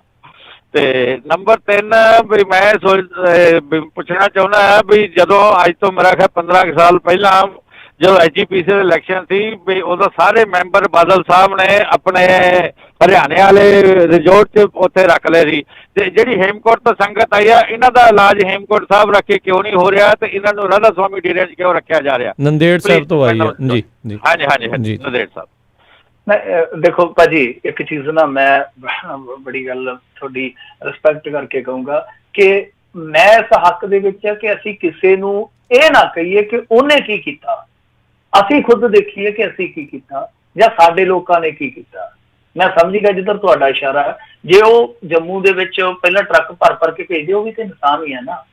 ਤੇ ਜੇ ਅੱਜ ਉਹ ਨਹੀਂ ਕੁਛ ਕਰ ਰਹੇ, ਉਹਨਾਂ ਦੇ ਤਾਂ ਆਪਣੇ ਬੰਦੇ ਪੋਜ਼ਿਟਿਵ ਹੋ ਗਏ, ਉਹਨਾਂ ਦੀ ਤਾਂ ਆਪਣੀ ਇੱਕ ਲਾਪਰਵਾਹੀ ਆ ਜਿਹੜੀ ਸਰਕਾਰ ਨੇ ਢਕੀ ਆ, ਤਾਂ ਉਹ ਮੈਂ ਸਮਝ ਗਿਆ ਜਿੱਦਾਂ ਤੁਹਾਡਾ ਇਸ਼ਾਰਾ ਸੀਗਾ। ਸ਼ਾਇਦ ਤੁਸੀਂ ਪੰਜਾਬ ਕੇਸਰੀ ਗਰੁੱਪ ਦੀ ਗੱਲ ਕਰਦੇ ਸੀਗੇ, ਪਰ ਮੈਂ ਸਮਝਦਾ ਕਿ ਠੀਕ ਆ ਕਿ ਉਹਨਾਂ ਨੂੰ ਤੁਸੀਂ ਨਿਸ਼ਾਨੇ ਤੇ ਲੈ ਸਕਦੇ ਹੋ ਕਿ ਹਾਂ ਭਾਈ ਹੁਣ ਉਹਨਾਂ ਨੇ ਇੱਧਰ ਕਿਉਂ ਨਹੀਂ ਕੀਤਾ। ਪਰ ਜੇ ਉਹ ਨਹੀਂ ਕਰਦੇ ਤਾਂ ਆਪਾਂ ਜ਼ਬਰਦਸਤੀ ਕਿਸੇ ਤੋਂ ਨਹੀਂ ਕਰਵਾ ਸਕਦੇ। ਜੇ ਉਹ ਮੰਨ ਲਓ ਕਸ਼ਮੀਰੀ ਪੰਡਤਾਂ ਵਾਸਤੇ ਜਾਂ ਜੰਮੂ 'ਚ ਹਿੰਦੂਆਂ ਵਾਸਤੇ ਜੇ ਭੇਜਦੇ ਆ ਤਾਂ ਠੀਕ, ਉਹਨਾਂ ਦੀ ਮਰਜ਼ੀ ਆ। ਜੇ ਕੋਈ ਮੰਦਿਰ ਦੀ ਟਰਸਟ ਕੋਈ ਹਸਪਤਾਲ ਚਲਾਉਂਦੀ ਆ, ਪਹਿਲੀ ਗੱਲ ਤੇ ਇਹ ਆ ਕਿ ਨਿੱਜੀ ਹਸਪਤਾਲਾਂ 'ਚ ਕਰੋਨਾ ਪੋਜ਼ਿਟਿਵ ਮਰੀਜ਼ ਨਹੀਂ ਜਾਂਦਾ। ਹਾਂ, ਇਹਨਾਂ ਨੇ ਪਿੱਛੇ ਜੇ ਖੁੱਲ੍ਹ ਕਰਤੀ ਸੀ ਕਿ ਕੋਈ ਵੀ ਬੰਦਾ ਜਾ ਸਕਦਾ, ਡਾਕਟਰਾਂ ਨੇ ਵੀ ਕਿਹਾ, ਪਰ ਬਾਅਦ ਦੇ ਵਿੱਚ ਰੌਲਾ ਪੈ ਗਿਆ ਕਿਉਂਕਿ ਇੱਕ ਬੀਬੀ ਦਾ ਬਿੱਲ ਬਹੁਤ ਬਣ ਗਿਆ ਸੀਗਾ। ਹੁਣ ਕਿਹੜਾ ਬੰਦਾ ਜਾ ਕੇ 5-7 ਲੱਖ ਰੁਪਈਆ ਉੱਥੇ ਅਫੋਰਡ ਕਰੂਗਾ? ਤਾਂ ਇਸ ਕਰਕੇ ਉਹ ਨਿੱਜੀ ਹਸਪਤਾਲਾਂ ਦਾ ਤਾਂ ਮਾਮਲਾ ਇਹ ਪਤਾ ਹੀ ਕਰਤਾ। ਮੁੜ ਕੇ ਇਹਨਾਂ ਨੇ ਕਿਹਾ ਕਿ ਭਾਈ ਅਸੀਂ ਨਹੀਂ ਕਿਸੇ ਦਾ ਬਿੱਲ ਦੇਣਾ, ਸਿੱਧਾ ਸਾਡੇ ਕੋਲ ਆਓ ਜਿਹਨੂੰ ਪੋਜ਼ਿਟਿਵ ਹੈ। ਜਿਹੜਾ ਵੀ ਬੰਦਾ ਕਰੋਨਾ ਪੋਜ਼ਿਟਿਵ ਹੈ, ਜਦੋਂ ਸਰਕਾਰ ਕਹਿੰਦੀ ਕਿ ਤੁਸੀਂ ਆਪਦੇ ਪੱਧਰ ਤੇ ਇਲਾਜ ਕਰਾਓ, ਨਿੱਜੀ ਹਸਪਤਾਲ 'ਚ ਜਾਊਗਾ ਕੌਣ? ਤਾਂ ਠੀਕ ਆ ਕਿ ਜਿਹੜੇ ਇਸ ਤਰ੍ਹਾਂ ਦੇ ਹਸਪਤਾਲ ਉਹਨਾਂ ਨੂੰ ਅੱਗੇ ਆਉਣਾ ਚਾਹੀਦਾ ਕਿ ਹਾਂ ਭਾਈ ਤੁਸੀਂ ਕੁਆਰੰਟੀਨ ਸੈਂਟਰ ਬਣਾਉਣਾ ਜਾਂ ਸਾਡੇ ਜੇ ਡਾਕਟਰ ਕਿਤੇ ਇਸਤੇਮਾਲ ਕਰਦੇ ਆ, ਠੀਕ ਆ। ਪਰ ਆਪਾਂ ਜ਼ਬਰਦਸਤੀ ਥੋੜੀ ਨਾ ਕਹਿ ਸਕਦੇ ਹਾਂ ਕਿ ਭਾਈ ਤੁਸੀਂ ਕਰੋ। ਉਹਦਾ ਜਾਂ ਸਰਕਾਰ ਜਿਹੜੀ ਆ ਸਾਰੀ ਆਪਣੇ ਲੈ ਲਵੇ, ਟੇਕ ਓਵਰ ਕਰ ਲਵੇ। ਤੇ ਤੀਜੀ ਚੀਜ਼ ਹੁਣ ਜਿਹੜੀ ਤੁਸੀਂ ਕਹੋ ਮੈਨੂੰ ਭੁੱਲ ਗਈ ਆ, ਦੋ ਚੀਜ਼ਾਂ ਦੇ ਵਿੱਚ ਐਸਜੀਪੀਸੀ ਦੇ ਜਿਹੜੇ ਸੀਗੇ ਮੈਂਬਰਾਂ ਨੂੰ ਰਿਜ਼ੋਰਟ ਦੇ ਵਿੱਚ ਰੱਖਣ ਵਾਲੀ ਕੋਈ ਗੱਲ ਸੀਗੀ? ਹਾਂਜੀ ਬਿਲਕੁਲ, ਰਿਜ਼ੋਰਟ ਦੇ ਵਿੱਚ ਰੱਖਣ ਦੀ ਗੱਲ ਤੇ ਜੇ ਆਈ ਹੈ ਤੇ ਦੇਖੋ ਬਾਦਲੀ ਕਿਉਂ, ਤੇ ਫਿਰ ਮੋਤੀ ਮਹਿਲ ਛੋਟਾ, ਮੋਤੀ ਮਹਿਲ ਕਿਹੜਾ ਛੋਟਾ। ਤੇ ਦੂਜੀਆਂ ਪਾਰਟੀਆਂ ਦੇ ਵਿੱਚ ਵੀ ਹੈਗੇ ਜਿਨ੍ਹਾਂ ਦੇ ਕੋਲ 100 ਕਿੱਲਾ ਪੈਲੀ ਆ, ਜੇ ਉਹ ਵੀ 2-4 ਕਿੱਲੇ ਇੱਕ ਵਾਰੀ ਨਾ ਬੀਜਣ, ਨਾ ਠੇਕੇ ਤੇ ਦੇਣ, ਇੱਕ ਸਾਲ ਕਹਿ ਕੇ ਆ ਸਾਡੀ 2-4 ਕਿੱਲੇ ਜ਼ਮੀਨ ਹੈ ਭਾਈ, ਜੇ ਇੱਥੇ ਕਿਸੇ ਨੇ ਤੰਬੂ ਲਾਉਣਾ ਤੇ ਲਾ ਲਓ। ਸਾਰਿਆਂ ਨੂੰ ਆਪਾਂ ਕਹੀਏ ਨਾ, ਸਾਰਿਆਂ ਦੇ ਕਾਰੋਬਾਰ ਨੇ ਤੇ ਜਿੰਨੇ ਵੀ ਸਿਆਸਤਦਾਨ ਆ, 117 ਸਾਡੇ ਹੈਗੇ ਆ ਮੈਂਬਰ ਵਿਧਾਨ ਸਭਾ ਦੇ, ਉਹਨਾਂ ਦੇ ਵਿੱਚੋਂ 80-90% ਤੇ ਜਿਹੜੇ ਕਰੋੜਪਤੀ ਆ। ਤੇ ਕਰੋੜਪਤੀ ਬੰਦਿਆਂ ਨੂੰ ਕੀ ਆ, ਸਾਰਿਆਂ ਨੂੰ ਚਾਹੀਏ ਆਪਾਂ ਕਿ ਆ ਭਾਈ ਤੁਸੀਂ ਅੱਗੇ ਆਓ। ਪਰ ਅੱਗੇ ਇਹਨਾਂ ਨੇ ਕੀ ਆਉਣਾ, ਇਹ ਤਾਂ ਜਿਹੜੇ ਬਾਹਰੋਂ ਆ ਰਹੇ ਆ ਕੁਆਰੰਟੀਨ ਜਿਹੜੇ ਕਰਨੇ, ਉਹਨਾਂ ਨੂੰ ਕਹਿੰਦੇ ਕਿ ਖਰਚਾ ਵੀ ਤੁਹਾਨੂੰ ਅਸੀਂ ਤੁਹਾਡੀ ਜੇਬ 'ਚ ਲੈ ਕੇ ਦਿਖਾਵਾਂਗੇ, ਤੁਸੀਂ ਆਓ ਤਾਂ ਸਹੀ ਇੱਧਰ ਨੂੰ। ਸੋ ਸਾਰੇ ਹੀ ਜਿਹੜੇ ਆ ਉਹ ਹੱਥ ਘੁੱਟਦੇ ਪਏ। ਇਹਨਾਂ ਨੇ ਤੇ ਤਨਖਾਹਾਂ ਨਹੀਂ ਦਿੱਤੀਆਂ ਆਪਣੀਆਂ, ਦਾਨ ਜਿਹੜੇ ਕਹਿੰਦੇ ਸੀਗੇ ਕਿ ਅਸੀਂ ਤਨਖਾਹਾਂ ਦਾਨ ਕਰਾਂਗੇ। ਸੋ ਇਹ ਜਿਹੜੇ ਲੋਕ ਆ, ਸਿਆਸਤਦਾਨ ਲੋਕ ਆ, ਇਹ ਸਾਰੇ ਹੀ ਮੁੱਠੀ ਘੁੱਟ ਲੈਂਦੇ ਆ। ਮੈਂ ਉਦੋਂ ਵੀ ਤੁਹਾਨੂੰ ਦੱਸਿਆ ਸੀਗਾ, ਬੋਰਡਾਂ ਦੇ ਕਮਿਸ਼ਨਾਂ ਦੇ ਚੇਅਰਮੈਨ, ਵਾਈਸ ਚੇਅਰਮੈਨ, ਉਹਨਾਂ ਨੂੰ ਕਿਹਾ ਸੀ, ਉਹਨਾਂ 'ਚ ਇੱਕ ਬੰਦਾ ਹੀ ਨਿੱਤਰਿਆ ਜਿਹਨੇ ਆਪਣੀ ਤਨਖਾਹ ਦਿੱਤੀ 100%, ਬਾਕੀ ਕੋਈ ਅੱਗੇ ਨਹੀਂ ਆਇਆ। ਇਹ ਮੈਂ ਅੱਗੇ ਵੀ ਕਿਹਾ, ਲੈਣ ਦੇ ਸ਼ਾਹ ਦੇਣ ਦੇ ਦਿਵਾਲੀਏ ਆ ਲੋਕ। ਸੋ ਸਾਰਿਆਂ ਨੂੰ ਸਵਾਲ ਕਰਨਾ ਚਾਹੀਦਾ ਕਿ ਹਾਂ ਭਾਈ ਠੀਕ ਹੈ, ਜਿਹੜੇ ਆਮਲੇ ਵਰਗੇ ਆ ਉਹ ਵੀ ਦਾਨ ਕਰੀ ਜਾਂਦੇ ਆ, ਕਈ ਹੋਰ ਲੀਡਰ ਆ ਜਿਹੜੇ ਆ ਜਿਹੜਾ ਰਾਣਾ ਗੁਰਜੀਤ ਆ, ਇਹਨੇ ਵੀ ਦਾਨ ਕੀਤਾ ਕਿ ਭਾਈ ਜਿਹੜੇ ਵੱਡੇ ਸਰਮਾਏਦਾਰ ਧਨਾੜ ਹੋਰ ਬੈਠੇ ਆ ਉਹ ਵੀ ਅੱਗੇ ਆਉਣ। ਪਰ ਇੱਕ ਚੀਜ਼ ਜਿਹੜੀ ਆ ਉਹ ਮੰਨ ਕੇ ਚੱਲੋ ਕਿ ਭਾਈ ਸਾਹਿਬ ਜੇ ਕੋਈ ਨਹੀਂ ਕਰਦਾ, ਮੰਨ ਲਓ ਮੇਰੀ ਔਕਾਤ ਵੀ ਆ, ਮੇਰੀ ਮਤਲਬ ਕਿ ਹੈਗੀ ਵੀ ਆ, 65 ਵੀ ਆ, ਸਾਰਾ ਕੁਛ ਆ, ਪਰ ਮੈਂ ਨਹੀਂ ਕਰਦਾ, ਪਰ ਜ਼ਬਰਦਸਤੀ ਥੋੜੀ ਨਾ ਕੋਈ ਕਰਾ ਸਕਦਾ। ਹਾਂ, ਜੇ ਆਪਾਂ ਲੋਕਾਂ ਦੇ ਖਜ਼ਾਨੇ ਚੋਂ ਲੈਂਦੇ ਆ, 6-6 ਪੈਨਸ਼ਨਾਂ ਲੈਂਦੇ ਆ, 5-5 ਪੈਨਸ਼ਨਾਂ ਲੈਂਦੇ ਆ, ਉਹਨਾਂ ਨੂੰ ਜ਼ਰੂਰ ਸਵਾਲ ਹੋਣੇ ਚਾਹੀਦੇ ਆ ਕਿ ਹਾਂ ਭਾਈ ਤੁਸੀਂ ਇਸ ਮੌਕੇ ਤੇ ਕੀ ਕਰ ਰਹੇ ਹੋ। ਜੀ ਜੀ ਜੀ। ਅਗਲੇ ਕਾਲਰ ਨੇ ਆਪਣੇ ਨਾਲ ਜੁੜੇ ਗੁਰਦੀਪ ਜੀ, ਸਤਿ ਸ਼੍ਰੀ ਅਕਾਲ। ਸਤਿ ਸ਼੍ਰੀ ਅਕਾਲ ਜੀ। ਸਤਿ ਸ਼੍ਰੀ ਅਕਾਲ ਜੀ। ਮੇਰਾ ਸਵਾਲ ਹੈਗਾ, ਅੱਗੇ ਇੱਕ ਕਾਲਰ ਪੁੱਛ ਗਿਆ ਸੀ, ਉਹੀ ਸਵਾਲ ਮੇਰਾ ਹੈ। ਬਿਲਕੁਲ ਮਿੰਟੂ ਜੀ ਨੇ ਗਲਤ ਸਵਾਲ ਪੁੱਛ ਲਿਆ ਤੇ ਆਨਸਰ ਵੀ ਗਲਤ ਦੇ ਦਿੱਤਾ। ਉਹਨਾਂ ਦਾ ਸਵਾਲ ਸੀਗਾ ਕਿ ਜਿਹੜੇ ਚਾਈਨਾ ਤੋਂ, ਵੁਹਾਨ ਤੋਂ ਸਾਰੇ ਦੇਸ਼ਾਂ ਨੇ ਮੰਗਾਏ ਸੀਗੇ ਆਪਣੇ ਰੈਜ਼ੀਡੈਂਟ, ਅਮਰੀਕਾ ਨੇ ਵੀ, ਕੈਨੇਡਾ ਨੇ ਵੀ, ਇੰਡੀਆ ਨੇ ਵੀ ਮੰਗਾਏ ਸੀ, ਉਹਨਾਂ ਵਿੱਚ ਕਿੰਨੇ ਪੋਜ਼ਿਟਿਵ ਸੀ, ਕਿੰਨੀ ਗਿਣਤੀ ਸੀ, ਉਹ ਪੁੱਛਿਆ ਸੀ ਉਹਨਾਂ ਨੇ। ਉਹੀ ਸਵਾਲ ਮੇਰਾ ਜੀ। ਅੱਛਾ, ਉਹ ਸਟੂਡੈਂਟ ਲਿਆਂਦੇ ਸੀ ਇਹਨਾਂ ਨੇ ਜੀ, ਸ਼ੁਰੂ ਚ ਸਟੂਡੈਂਟ ਲਿਆਂਦੇ ਸੀ ਇਹਨਾਂ ਨੇ, ਤਾਂ ਉਹਨਾਂ ਦੇ ਵਿੱਚੋਂ ਸ਼ੁਰੂ ਚ ਮੇਰੇ ਖਿਆਲ ਦੇ ਨਾਲ ਜਿਹੜੇ ਪਹਿਲੇ ਪੋਚ ਚੋਂ ਆਏ ਆ ਉਹਦੇ ਚ 2 ਪੋਜ਼ਿਟਿਵ ਨਿਕਲੇ ਸੀ, ਕਿਉਂਕਿ ਮੈਨੂੰ ਯਾਦ ਆ ਪਹਿਲਾ ਪੋਜ਼ਿਟਿਵ ਕੇਸ ਸੀਗਾ ਜਿਹੜਾ, ਉਹ ਸੀਗਾ ਇੱਕ ਮੁਸਲਿਮ ਬਜ਼ੁਰਗ ਦਾ ਇੰਡੀਆ 'ਚ। ਉਹਦੀ ਉਮਰ ਸੀ 60-65 ਸਾਲ ਦੀ, ਉਹ ਖਾੜੀ ਦੇਸ਼ਾਂ ਚੋਂ ਗਿਆ ਸੀਗਾ। ਤੇ ਦੂਸਰੇ ਜਿਹੜੇ ਕੇਸ ਨਿਕਲੇ ਸੀ ਉਹ ਵੁਹਾਨ ਤੋਂ ਆਏ ਨਿਕਲੇ ਸੀ, ਉਹਨਾਂ ਚੋਂ ਸਟੂਡੈਂਟਾਂ ਚੋਂ 2 ਜਾਂ ਪਤਾ ਨਹੀਂ ਕਿੰਨੇ 3 ਵੱਧ ਤੋਂ ਵੱਧ ਇੰਨੇ ਕੁ ਹੋਣੇ ਆ, ਉਹ ਪੋਜ਼ਿਟਿਵ ਨਿਕਲੇ ਸੀ ਸ਼ੁਰੂ ਦੇ ਵਿੱਚ। ਬਾਅਦ ਚ ਕਿੰਨੇ ਆਏ, ਹੁਣ ਬਾਅਦ ਚ ਤਾਦਾਦ ਵੱਧ ਹੀ ਗਈ, ਤੁਹਾਨੂੰ ਯਾਦ ਹੀ ਹੋਣਾ ਕਿ ਬਾਅਦ ਦੇ ਵਿੱਚ ਤਾਦਾਦ ਵੱਧ ਹੀ ਗਈ, ਇਹਨਾਂ ਨੇ ਕਾਫੀ ਬੰਦੇ ਕੱਢੇ, ਤਾਂ ਉਹਨਾਂ ਦੇ ਵਿੱਚੋਂ ਕਿੰਨੇ ਪੋਜ਼ਿਟਿਵ ਆਏ ਉਹਨਾਂ ਦਾ ਐਗਜ਼ੈਕਟ ਡਾਟਾ ਨਹੀਂ, ਪਰ ਤੁਹਾਨੂੰ ਮੈਂ ਪਹਿਲੇ 3-4 ਕੇਸ ਦੱਸ ਦਿੱਤੇ ਆ ਕਿ ਪਹਿਲਾ ਕੇਸ ਜਿਹੜਾ ਇੰਡੀਆ ਦੇ ਵਿੱਚ ਸੀ ਉਹ ਇੱਕ ਬਜ਼ੁਰਗ ਦਾ ਸੀ ਜਿਹੜਾ ਖਾੜੀ ਦੇਸ਼ ਦੇ ਵਿੱਚੋਂ ਆਇਆ ਸੀਗਾ। ਤਾਂ ਦੂਜੇ ਜਿਹੜੇ ਵੁਹਾਨ ਚ ਲਿਆਉਣੇ ਸ਼ੁਰੂ ਕੀਤੇ ਸੀ ਇਹਨਾਂ ਨੇ, ਉਹਨਾਂ ਚੋਂ ਪਹਿਲੇ ਪੋਸਟ ਦੇ ਵਿੱਚੋਂ 1-2 ਪੋਜ਼ਿਟਿਵ ਕੇਸ ਹੈਗੇ ਸੀ ਮੇਰੇ ਖਿਆਲ ਦੇ ਨਾਲ। ਜੀ। ਅਗਲੇ ਕਾਲਰ ਨੇ ਸੰਦੀਪ ਜੀ, ਸਤਿ ਸ਼੍ਰੀ ਅਕਾਲ ਜੀ। ਹਾਂਜੀ, ਦੋਹਾਂ ਵੀਰਾਂ ਨੂੰ ਜੀ ਵਾਹਿਗੁਰੂ ਜੀ ਕਾ ਖਾਲਸਾ, ਵਾਹਿਗੁਰੂ ਜੀ ਕੀ ਫਤਿਹ। ਵਾਹਿਗੁਰੂ ਜੀ ਕਾ ਖਾਲਸਾ, ਵਾਹਿਗੁਰੂ ਜੀ ਕੀ ਫਤਿਹ। ਹਾਂਜੀ, ਮੇਰਾ ਤੇ ਉਹ ਸੀਗਾ ਜੀ ਕਿ ਆਪਣਾ ਜਿਹੜੇ ਹੈਗਾ ਸਮੇਤ ਸੈਣੀ ਹੋਣੀ ਕਿ ਉਹ ਇਹ ਦੇਖ ਲਓ ਕਿ ਉਹ ਜਿਹੜਾ ਇੱਕ ਡੇਰਾ ਪ੍ਰੇਮੀ ਸੀਗਾ ਤੇ ਉਹ ਜੇਲ੍ਹ ਵਿੱਚ ਸੀਗਾ, ਤੇ ਉਹਨੇ ਜੇ ਉਹ ਕਿਤੇ ਬਾਦਲਾਂ ਦੇ ਖਿਲਾਫ ਬੋਲ ਦਿੰਦਾ ਤੇ ਉਹਨੂੰ ਪਹਿਲਾਂ ਹੀ ਉਹਦਾ ਮਰਵਾ ਦਿੱਤਾ ਉਹਨੂੰ। ਕਿ ਸਾਨੂੰ ਨਹੀਂ ਲੱਗਦਾ ਕਿ ਸਮੇਤ ਸੈਣੀ ਵੀ, ਮੈਨੂੰ ਲੱਗਦਾ ਹੁਣ ਸੁਈਸਾਈਡ ਹੀ ਕਰੂਗਾ ਜਾਂ ਲੱਭੂਗਾ ਹੀ ਨਹੀਂ। ਦੂਜੀ ਗੱਲ ਇਹ ਜੀ ਕਿ ਸਮੇਤ ਸੈਣੀ ਦੀ ਕੁੜੀ ਮੈਨੂੰ ਲੱਗਦਾ ASI ਉਹ ਬਣੀ ਸੀਗੀ, ਤੇ ਉਹਦੇ ਉੱਤੇ ਵੀ ਕੁਛ ਕਿ ਉਹਦੇ ਜਿਹੜਾ ਕਰੀਅਰ ਆ ਉੱਤੇ ਵੀ ਕੋਈ ਇਫੈਕਟ ਪੈ ਸਕਦਾ ਇਹਦੇ ਨਾਲ ਜੀ। ਨਹੀਂ, ਜੇ ਉਹਦਾ ਕੋਈ ਰਿਐਲਟਿਵ ਪੁਲਿਸ ਦੇ ਵਿੱਚ ਆ, ਉਹਦੇ ਤੇ ਤਾਂ ਕੀ ਫਰਕ ਪੈਣਾ ਜੀ? ਫਰਕ ਤਾਂ ਉਹਦੇ ਤੇ ਪੈਣਾ ਜਿਹਦੇ ਤੇ FIR ਦਰਜ ਆ, ਜਿਹੜੇ ਬੰਦੇ ਤੇ FIR ਦਰਜ ਆ, ਫਰਕ ਉਹਨੂੰ ਹੀ ਪੈਣਾ, ਦੂਸਰੇ ਨੂੰ ਫਰਕ ਨਹੀਂ ਪੈਣਾ। ਪਰ ਦੂਜੀ ਗੱਲ ਹੈ ਜਿਹੜੀ ਤੁਸੀਂ ਗੱਲ ਕਹੀ ਆ ਕਿ ਏਦਾਂ ਹੋ ਸਕਦਾ, ਉਦਾਂ ਹੋ ਸਕਦਾ, ਭਾਜੀ ਹੁਣ ਨੂੰ ਪਤਾ ਨਹੀਂ ਕੀ ਆ ਕਿ ਆਪਾਂ ਹੁਣ ਸੌਂਦੇ ਆ ਤੇ ਤੜਕੇ ਉੱਠਣਾ ਜਾਂ ਨਹੀਂ ਉੱਠਣਾ, ਆਪਾਂ ਕੀ ਅਗਲੇ ਸਵਾਲ ਤੇ ਕਹਿੰਦੇ ਨੇ ਆਦਮੀ ਇੱਕਦਮੀ, ਹਰੇਕ ਇਨਸਾਨ ਇੱਕਦਮੀ ਆ, ਕੱਲ ਨੂੰ ਪਤਾ ਨਹੀਂ ਕੀ ਹੋਣਾ। ਸੋ ਆਪਾਂ ਇਸ ਤਰ੍ਹਾਂ ਨਾ ਕਹੀਏ, ਜੇ ਕਿਸੇ ਬੰਦੇ ਨੇ ਗੁਨਾਹ ਕੀਤਾ ਤੇ ਸਗੋਂ ਕਹੀਏ ਕਿ ਹਾਂ ਭਾਈ ਉਹਨੂੰ ਸਜ਼ਾ ਜਿਹੜੀ ਆਪਣੀ ਵੇਖਣੀ ਚਾਹੀਦੀ ਆ, ਉਹਨੂੰ ਸਜ਼ਾ ਜਿਹੜੀ ਹੰਡਾਉਣੀ ਚਾਹੀਦੀ ਆ। ਮੈਂ ਤੇ ਇਹ ਕਹੂੰਗਾ ਜਿਹਨੇ ਵੀ ਕੋਈ ਗੁਨਾਹ ਕੀਤਾ ਉਹਨੂੰ ਸਜ਼ਾ ਉਹਦੇ ਜਿਉਂਦੇ ਜੀ ਮਿਲਣੀ ਚਾਹੀਦੀ ਆ। ਤੇ ਦੂਜੀ ਗੱਲ ਆ ਕਿ ਲੱਭਣ ਨੂੰ ਕਿਤੇ ਨਹੀਂ ਆ, ਉਹ ਦਿੱਲੀ 'ਚ ਹੀ ਬੈਠਾ, ਉਹਨੇ ਪੁਸ਼ਟੀ ਕੀਤੀ ਆ, ਇਹ ਨਹੀਂ ਹੈਗਾ ਕਿ ਬਾਹਰ ਭੱਜ ਜਾਊਗਾ, ਕਿਤੇ ਨਹੀਂ ਜਾਂਦਾ, ਉਹ ਇੱਥੇ ਹੀ ਆ, ਔਰ ਉਹਦੇ ਕੋਲ ਹਾਲੇ ਲੀਗਲ ਆਪਸ਼ਨ ਹੈਗੇ ਆ। ਮੈਂ ਤੁਹਾਨੂੰ ਅੱਗੇ ਵੀ ਕਿਹਾ ਉਹਦੇ ਤੇ ਇਹੀ ਮਾਮਲਾ ਪਹਿਲਾਂ ਵੀ ਦਰਜ ਹੋ ਗਿਆ ਸੀ, ਤਦ ਵੀ ਉਹ ਬੰਦਾ ਜਿਹੜਾ ਕੋਰਟ ਚੋਂ ਨਿਕਲ ਗਿਆ ਸੀਗਾ। ਜੀ। ਅਗਲੇ ਕਾਲਰ ਨੇ ਗੁਰਮੀਤ ਜੀ, ਸਤਿ ਸ਼੍ਰੀ ਅਕਾਲ। ਹਾਂਜੀ, ਸਤਿ ਸ਼੍ਰੀ ਅਕਾਲ ਜੀ। ਸਤਿ ਸ਼੍ਰੀ ਅਕਾਲ। ਹਾਂਜੀ, ਸਾਰੇ ਭੈਣ ਭਰਾਵਾਂ ਨੂੰ ਜੀ ਸਤਿ ਸ਼੍ਰੀ ਅਕਾਲ। ਜੀ।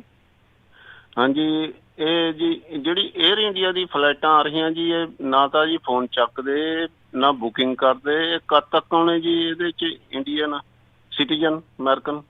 ਨਹੀਂ, ਇੰਡੀਅਨ ਸਿਟੀਜ਼ਨ ਕਿ ਅਮਰੀਕਨ ਸਿਟੀਜ਼ਨ ਇੱਧਰਲੇ ਪਾਸੇ? ਅਮਰੀਕਨ ਸਿਟੀਜ਼ਨ ਦੀ। ਅਮਰੀਕਨ ਸਿਟੀਜ਼ਨ ਵਾਲਿਆਂ ਨੂੰ ਤਾਂ ਆਪਾਂ ਪਤਾ ਨਹੀਂ ਹਜ਼ਾਰਾਂ ਵਾਰੀ ਦੱਸਿਆ, ਇੱਕ ਵਾਰੀ ਫੇਰ ਦੱਸ ਦਿੰਦੇ ਆ। ਉਹ ਜਿਹੜਾ ਸਟੈਪ ਪ੍ਰੋਗਰਾਮ ਆ ਜਿਹੜਾ ਅਮਰੀਕੀ ਸਰਕਾਰ ਦੇ ਦੁਆਰਾ ਚਲਾਇਆ ਗਿਆ ਹੈ, ਉਹਦੇ ਵਿੱਚ ਰਜਿਸਟਰ ਕਰੋ।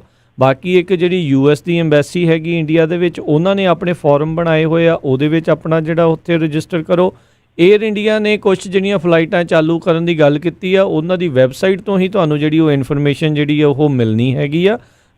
ਦੇਖੋ ਹੁਣ ਉਹ ਫੋਨ ਨਹੀਂ ਚੱਕਦੇ ਜਾਂ ਉਹ ਚੱਕਦੇ ਨੇ ਜਾਂ ਈਮੇਲ ਦਾ ਜਵਾਬ ਨਹੀਂ ਦਿੰਦੇ, ਇਹਦੇ ਲਈ ਤੁਸੀਂ ਹੁਣ ਸਾਨੂੰ ਕਹਿ ਰਹੇ ਹੋ, ਅਸੀਂ ਤਾਂ ਕੁਛ ਨਹੀਂ ਕਰ ਸਕਦੇ ਉਸ ਦੇ ਵਿੱਚ। ਜਿਹੜੇ ਉਸ ਦੇ ਨਾਲ ਸੰਬੰਧਿਤ ਮੰਤਰਾਲੇ ਹੈਗੇ ਆ, ਜਿਹੜੇ ਐਵੀਏਸ਼ਨ ਮਿਨਿਸਟਰ ਦੇ ਅਧੀਨ ਆਉਂਦੇ, ਉਹਨਾਂ ਨੂੰ ਜਿਹੜਾ ਤੁਹਾਨੂੰ ਅੱਜ ਟਵੀਟ ਕਰੋ। ਅੱਜ ਕੱਲ੍ਹ ਸੋਸ਼ਲ ਮੀਡੀਆ ਦਾ ਜ਼ਮਾਨਾ ਆ, ਉਹਦੇ ਵਿੱਚ ਉਹਨਾਂ ਨੂੰ ਟਵੀਟ ਕਰੋ। 10-12 ਨੇ ਕੀਤਾ ਤੇ ਬੜੀ ਜਲਦੀ ਉਹਨਾਂ ਦੇ ਉੱਤੇ ਜਿਹੜੀਆਂ ਕਾਰਵਾਈਆਂ ਹੁੰਦੀਆਂ। ਸੋ ਪਲੀਜ਼ ਟਰਾਈ ਕਰੋ ਵੀ ਰਾਈਟ ਚੈਨਲ, ਸਹੀ ਰਾਹ ਵੱਲ ਨੂੰ ਜਾਣ। ਇੱਕ ਚੀਜ਼ ਇਹਨਾਂ ਨੂੰ ਜ਼ਰੂਰ ਦੱਸ ਦਿਓ ਕਿ ਇਹਨਾਂ ਨੇ ਜਿਹੜੀਆਂ ਪਹਿਲੀਆਂ ਲਿਸਟਾਂ ਕੀਤੀਆਂ ਨੇ, ਜਿਹੜੀਆਂ ਇਹਨਾਂ ਨੇ ਫਲਾਈਟਾਂ ਹੁਣ ਚਲਾਈਆਂ ਨੇ, ਇਹਦੇ ਵਿੱਚ ਤੁਹਾਨੂੰ ਇਹ ਆਮ ਬੰਦੇ ਨੂੰ ਜਗ੍ਹਾ ਨਹੀਂ ਮਿਲਣੀ। ਇਹਨਾਂ ਨੇ ਪਹਿਲੇ ਗੇੜ ਦੇ ਵਿੱਚ ਉਹ ਬੰਦੇ ਲਿਆਣੇ ਨੇ ਜਿਨ੍ਹਾਂ ਬੰਦਿਆਂ ਦੇ ਘਰ ਕੋਈ ਪ੍ਰੈਗਨੈਂਟ ਔਰਤ ਉਹਨਾਂ ਦੀ, ਜਾਂ ਕੋਈ ਡੈਥ ਹੋ ਗਈ ਆ, ਜਾਂ ਕੋਈ ਬਿਮਾਰ ਆ, ਸੀਰੀਅਸ ਆ, ਕ੍ਰਿਟੀਕਲ ਆ, ਜਾਂ ਉਹ ਬੰਦਾ ਜਿਹਦਾ ਇੱਧਰ ਕੋਈ ਰੁਜ਼ਗਾਰ ਸੀ ਉਹ ਖੁੱਸ ਗਿਆ, ਜਾਂ ਖਾਸ ਤੌਰ ਤੇ ਜਿਹੜਾ ਸਟੂਡੈਂਟ ਹੈ। ਤਾਂ ਇਹਨਾਂ ਨੂੰ ਪ੍ਰਾਇੋਰਟੀ ਦੇਣੀ ਹੈ ਉਹਨਾਂ ਨੇ। ਤਾਂ ਇਹ ਜਦੋਂ ਤੁਸੀਂ ਜਾ ਕੇ ਆਪਣਾ ਗਰਾਊਂਡ ਜਿਹੜਾ ਉਹ ਦੱਸੋਗੇ ਤਾਂ ਉਹਨਾਂ ਨੇ ਪ੍ਰਾਇੋਰਟੀ ਲਿਸਟ ਦੇ ਵਿੱਚ ਤੁਹਾਨੂੰ ਪਾਉਣਾ ਹੈ। ਤਾਂ ਇਹ ਇਸ ਤਰ੍ਹਾਂ ਇਹਨਾਂ ਨੇ ਗੇੜ ਵਾਈਜ਼ ਲਿਜਾਣਾ। ਬੰਦਾ ਇਹਨਾਂ ਨੇ ਕੱਢਣਾ 1,90,000 ਤਕਰੀਬਨ। ਇਹ ਬਹੁਤ ਵੱਡਾ ਜਿੱਦਾਂ ਕਹੀਏ ਲਿਫਟ ਹੈ ਇਤਿਹਾਸ ਦਾ, ਸਭ ਤੋਂ ਵੱਡਾ ਇੰਡੀਆ ਦੇ ਇਤਿਹਾਸ ਨਾਲ ਆਪਾਂ ਦੇਖੀਏ, ਕਿਉਂਕਿ ਪਹਿਲਾਂ ਖਾੜੀ ਦੇਸ਼ਾਂ 'ਚ ਇਸ ਤਰ੍ਹਾਂ ਹੋਇਆ ਸੀ ਨਾ ਜਿਹਦੇ ਤੇ ਫਿਲਮ ਬਣੀ ਏਅਰ ਲਿਫਟ। ਤਾਂ ਇਹਨਾਂ ਨੇ ਇਹ ਜਿਹੜਾ ਪਹਿਲਾ ਗੇੜ ਤੋਰਿਆ, ਇਹਦੇ ਵਿੱਚ ਜਿਹੜੀ ਲਿਸਟ ਬਣਾਈ ਆ ਉਹ ਉਹਨਾਂ ਲੋਕਾਂ ਦੀ ਆ ਜਿਹੜੇ ਮੈਂ ਤੁਹਾਨੂੰ ਮਾਮਲੇ ਦੱਸੇ ਕਿ ਇਹਨਾਂ ਦੇ ਨਾਲ ਜੁੜੇ ਹੋਏ ਆ, ਮੈਡੀਕਲ ਦੇ ਨਾਲ ਜਾਂ ਕੋਈ ਬਹੁਤ ਹੀ ਅਤ ਜ਼ਰੂਰੀ ਜਿਹੜੀਆਂ ਚੀਜ਼ਾਂ ਆ ਉਹਨਾਂ ਦੇ ਲਈ। ਹਾਂਜੀ ਹਾਂਜੀ, ਉਹਨਾਂ ਨੂੰ ਪਹਿਲ ਦਿੱਤੀ ਹੈ ਜੀ। ਅਗਲੇ ਕਾਲਰ ਨੇ ਹਰਬੰਸ ਜੀ, ਸਤਿ ਸ਼੍ਰੀ ਅਕਾਲ ਜੀ। ਸਤਿ ਸ਼੍ਰੀ ਅਕਾਲ ਜੀ। ਸਤਿ ਸ਼੍ਰੀ ਅਕਾਲ ਜੀ। ਹਾਂਜੀ ਵੀ ਜੀ, ਮੈਂ ਇਹ ਪੁੱਛਣਾ ਸੀ ਇੱਥੋਂ ਆਪਣੇ ਅਮਰੀਕਾ ਦੇ ਉੱਤੋਂ ਵੀ ਇੰਡੀਆ ਨੂੰ ਕਦੋਂ ਫਲਾਈਟਾਂ ਚੱਲਣਗੀਆਂ? ਅਮਰੀਕਾ ਤੋਂ ਨਹੀਂ, ਇਹਦੇ ਬਾਰੇ ਹਾਲ ਦੀ ਘੜੀ ਤੇ ਕੋਈ ਜਾਣਕਾਰੀ ਨਹੀਂ ਹੈ। ਜਿੱਦਾਂ ਹੁਣੇ ਆਪਾਂ 에ਅਰ ਇੰਡੀਆ ਦੀ ਗੱਲ ਕਰਕੇ ਹਟੇ ਆ, ਇਹਨਾਂ ਨੇ ਵੀ ਇੱਧਰੋਂ ਵੀ ਜਿਹੜੀਆਂ ਕੁਝ ਫਲਾਈਟਾਂ ਜਿਹੜੀਆਂ ਚਲਾਉਣੀਆਂ, ਇਹਦੇ ਬਾਰੇ ਤੁਹਾਨੂੰ ਬਹੁਤੀ ਜਿਹੜੀ ਜਾਣਕਾਰੀ 에ਅਰ ਇੰਡੀਆ ਦੀ ਵੈਬਸਾਈਟ ਦੇ ਉੱਤੇ ਮਿਲਣੀ ਆ। ਬਾਕੀ ਜਿਹੜੇ ਅਮਰੀਕੀ ਜਿਹੜੇ ਇੰਡੀਅਨ ਨਾਗਰਿਕ ਅਮਰੀਕਾ ਦੇ ਵਿੱਚ ਨੇ ਵਾਪਸ ਜਿਹੜੇ ਭਾਰਤ ਜਿਹੜੇ ਉਹ ਜਾਣਾ ਚਾਹੁੰਦੇ ਨੇ, ਉਹ ਜਿਹੜੀ ਇੰਡੀਅਨ ਅੰਬੈਸੀ ਹੈਗੀ ਆ ਇੱਥੇ ਅਮਰੀਕਾ ਦੇ ਵਿੱਚ, ਉੱਥੇ ਉਹਨਾਂ ਨੇ ਇੱਕ ਰਜਿਸਟ੍ਰੇਸ਼ਨ ਫਾਰਮ ਬਣਾਇਆ ਆ। ਉਸ ਦੇ ਵਿੱਚ ਆਪਣੇ ਆਪ ਨੂੰ ਤੁਸੀਂ ਰਜਿਸਟਰ ਕਰ ਸਕਦੇ ਹੋ। ਉਹਦੇ ਵਿੱਚ ਵੀ ਮਿਲਦਾ ਕ੍ਰਾਈਟੇਰੀਆ ਪ੍ਰਾਇੋਰਟੀ ਉਹਨਾਂ ਨੂੰ ਹੀ ਹੋਣੀ ਹੈ ਜਿਨ੍ਹਾਂ ਦਾ ਅਤ ਜ਼ਰੂਰੀ ਹੋਊਗਾ ਉੱਧਰਲੇ ਪਾਸੇ ਪਹਿਲਾਂ ਜਾਣਾ। ਇੱਥੋਂ ਆਪਾਂ ਉਦੋਂ ਵੀ ਖਰਚਾ ਜ਼ਾਹਰ ਕੀਤਾ ਸੀ ਮਿੰਟੂ ਜੀ, ਇੱਕ ਵਾਰੀ ਫੇਰ ਆਪਾਂ ਆਖ ਦਿੰਦੇ ਹਾਂ, ਕਹਿ ਦਿੰਦੇ ਹਾਂ ਵੀ ਕਿਤੇ ਨਾ ਕਿਤੇ, ਕਿਉਂਕਿ ਇਹ ਸਿਰਫ 에ਅਰ ਲਿਫਟਿੰਗ ਹੀ ਜਿਹੜੀ ਸਰਕਾਰਾਂ ਦੇ ਦੁਆਰਾ ਹੋ ਰਹੀ ਆ, ਇੱਥੋਂ ਇਹੀ ਆਪਾਂ ਖਰਚਾ ਪ੍ਰਗਟ ਕਰ ਸਕਦੇ ਹਾਂ ਵੀ ਆਉਣ ਵਾਲੇ ਸਮੇਂ ਦੇ ਵਿੱਚ ਅਜੇ ਨਜ਼ਦੀਕੀ ਭਵਿੱਖ ਦੇ ਵਿੱਚ ਲੱਗਦਾ ਨਹੀਂ ਵੀ ਫਲਾਈਟਾਂ ਜਿਹੜੀਆਂ ਆਪਣੀਆਂ ਨਾਰਮਲ ਵਾਂਗੂ ਰੈਗੂਲਰ ਜਿਹੜੀਆਂ ਕਮਰਸ਼ੀਅਲ ਫਲਾਈਟਾਂ ਜਿਹੜੀਆਂ ਉਹ ਚੱਲਣਗੀਆਂ। ਬਿਲਕੁਲ ਸੰਕੇਤ ਇਹੀ ਮਿਲਦੇ ਆ। ਔਰ ਇਹ ਜਿਹੜੀਆਂ ਫਲਾਈਟਾਂ ਨੇ ਨਾ, ਜਿੱਦਾਂ 12 ਦੇਸ਼ਾਂ ਨੂੰ ਮੇਰੇ ਖਿਆਲ ਦੇ ਨਾਲ ਪਤਾ ਨਹੀਂ 65 ਫਲਾਈਟਾਂ ਨੇ ਕਿੰਨੀਆਂ ਨੇ, ਜੀ ਜੀ ਮੈਨੂੰ ਪਤਾ ਨਹੀਂ ਹੈ। ਤੇ ਇਹਦੇ ਵਿੱਚ ਕੀ ਆ ਕਿ ਖਾਲੀ ਨਹੀਂ ਜਾਣੀਆਂ ਇਹਨਾਂ ਦਾ ਗੇੜਾ, ਇਹ ਇਧਰੋਂ ਵੀ ਲਿਜਾਣਗੇ ਬੰਦੇ। ਜੀ ਜੀ ਜੀ, ਜਿਹੜਾ ਆਊਗਾ ਜਿਹੜੇ ਇੱਧਰ ਹੈਗੇ ਸੰਪਰਕ ਕਰ ਸਕਦੇ। ਹਾਂਜੀ ਹਾਂਜੀ, ਮਤਲਬ ਕਿ ਇਹਨਾਂ ਨੇ ਇਧਰੋਂ ਵੀ ਲਿਜਾਣਾ ਕਿ ਤਾਂ ਕਿ ਭਾੜਾ ਬਣੇ, ਖਰਚਾ ਜਿਹੜਾ ਘੱਟ ਤੋਂ ਘੱਟ ਕੀਤਾ ਜਾ ਸਕੇ। ਸੋ ਇੱਧਰ ਜਿਹੜੇ ਬੰਦੇ ਹੈਗੇ ਆ ਇਹ ਉਹਨਾਂ ਨੂੰ ਲਿਜਾ ਸਕਦੇ ਆ। ਕਨੈਕਟੀਵਿਟੀ ਤੇ ਨਹੀਂ ਖੁੱਲੇਗੀ ਪੂਰੇ ਸੰਸਾਰ ਦੀ, ਆਪਾਂ ਨੂੰ ਲੱਗਦਾ ਆ ਇਹ ਚੰਦ ਮਹੀਨੇ ਤੱਕ ਤੇ ਕੰਮ ਹੋਰ ਚੱਲੂਗਾ।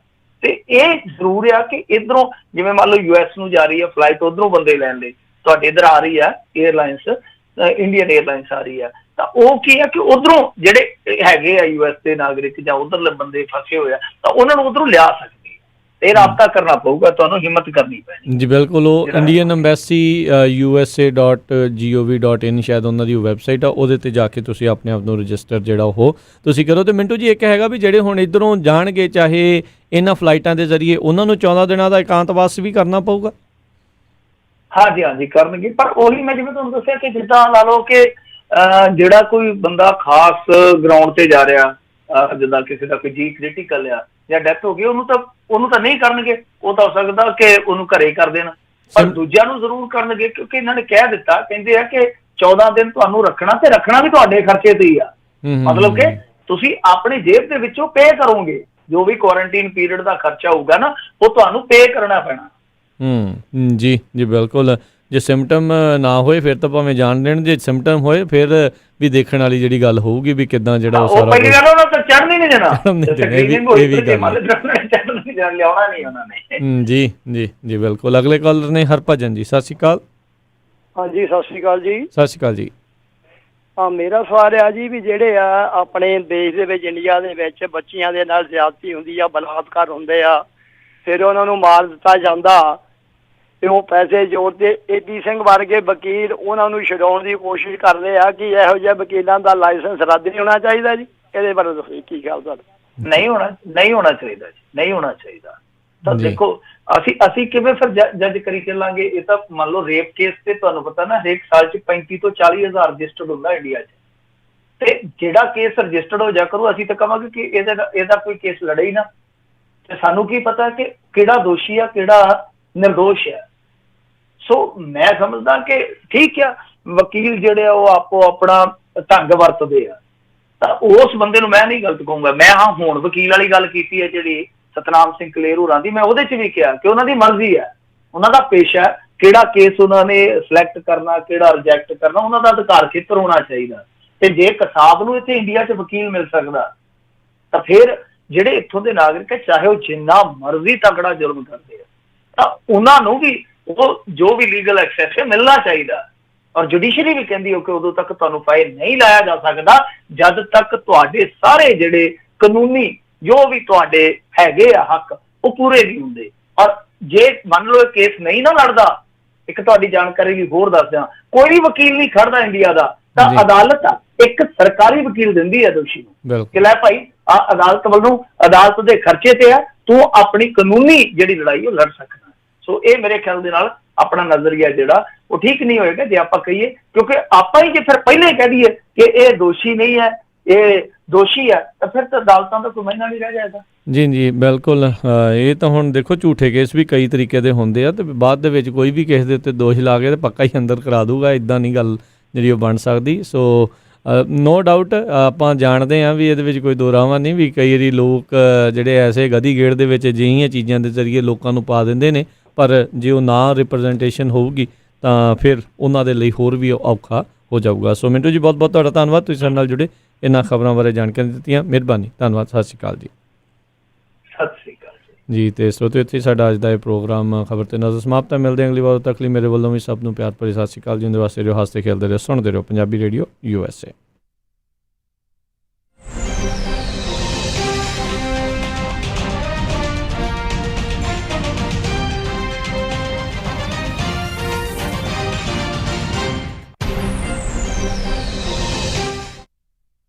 ਤੁਸੀਂ ਸੁਣ ਰਹੇ ਹੋ Punjabi radio USA KOBO Yuba city 14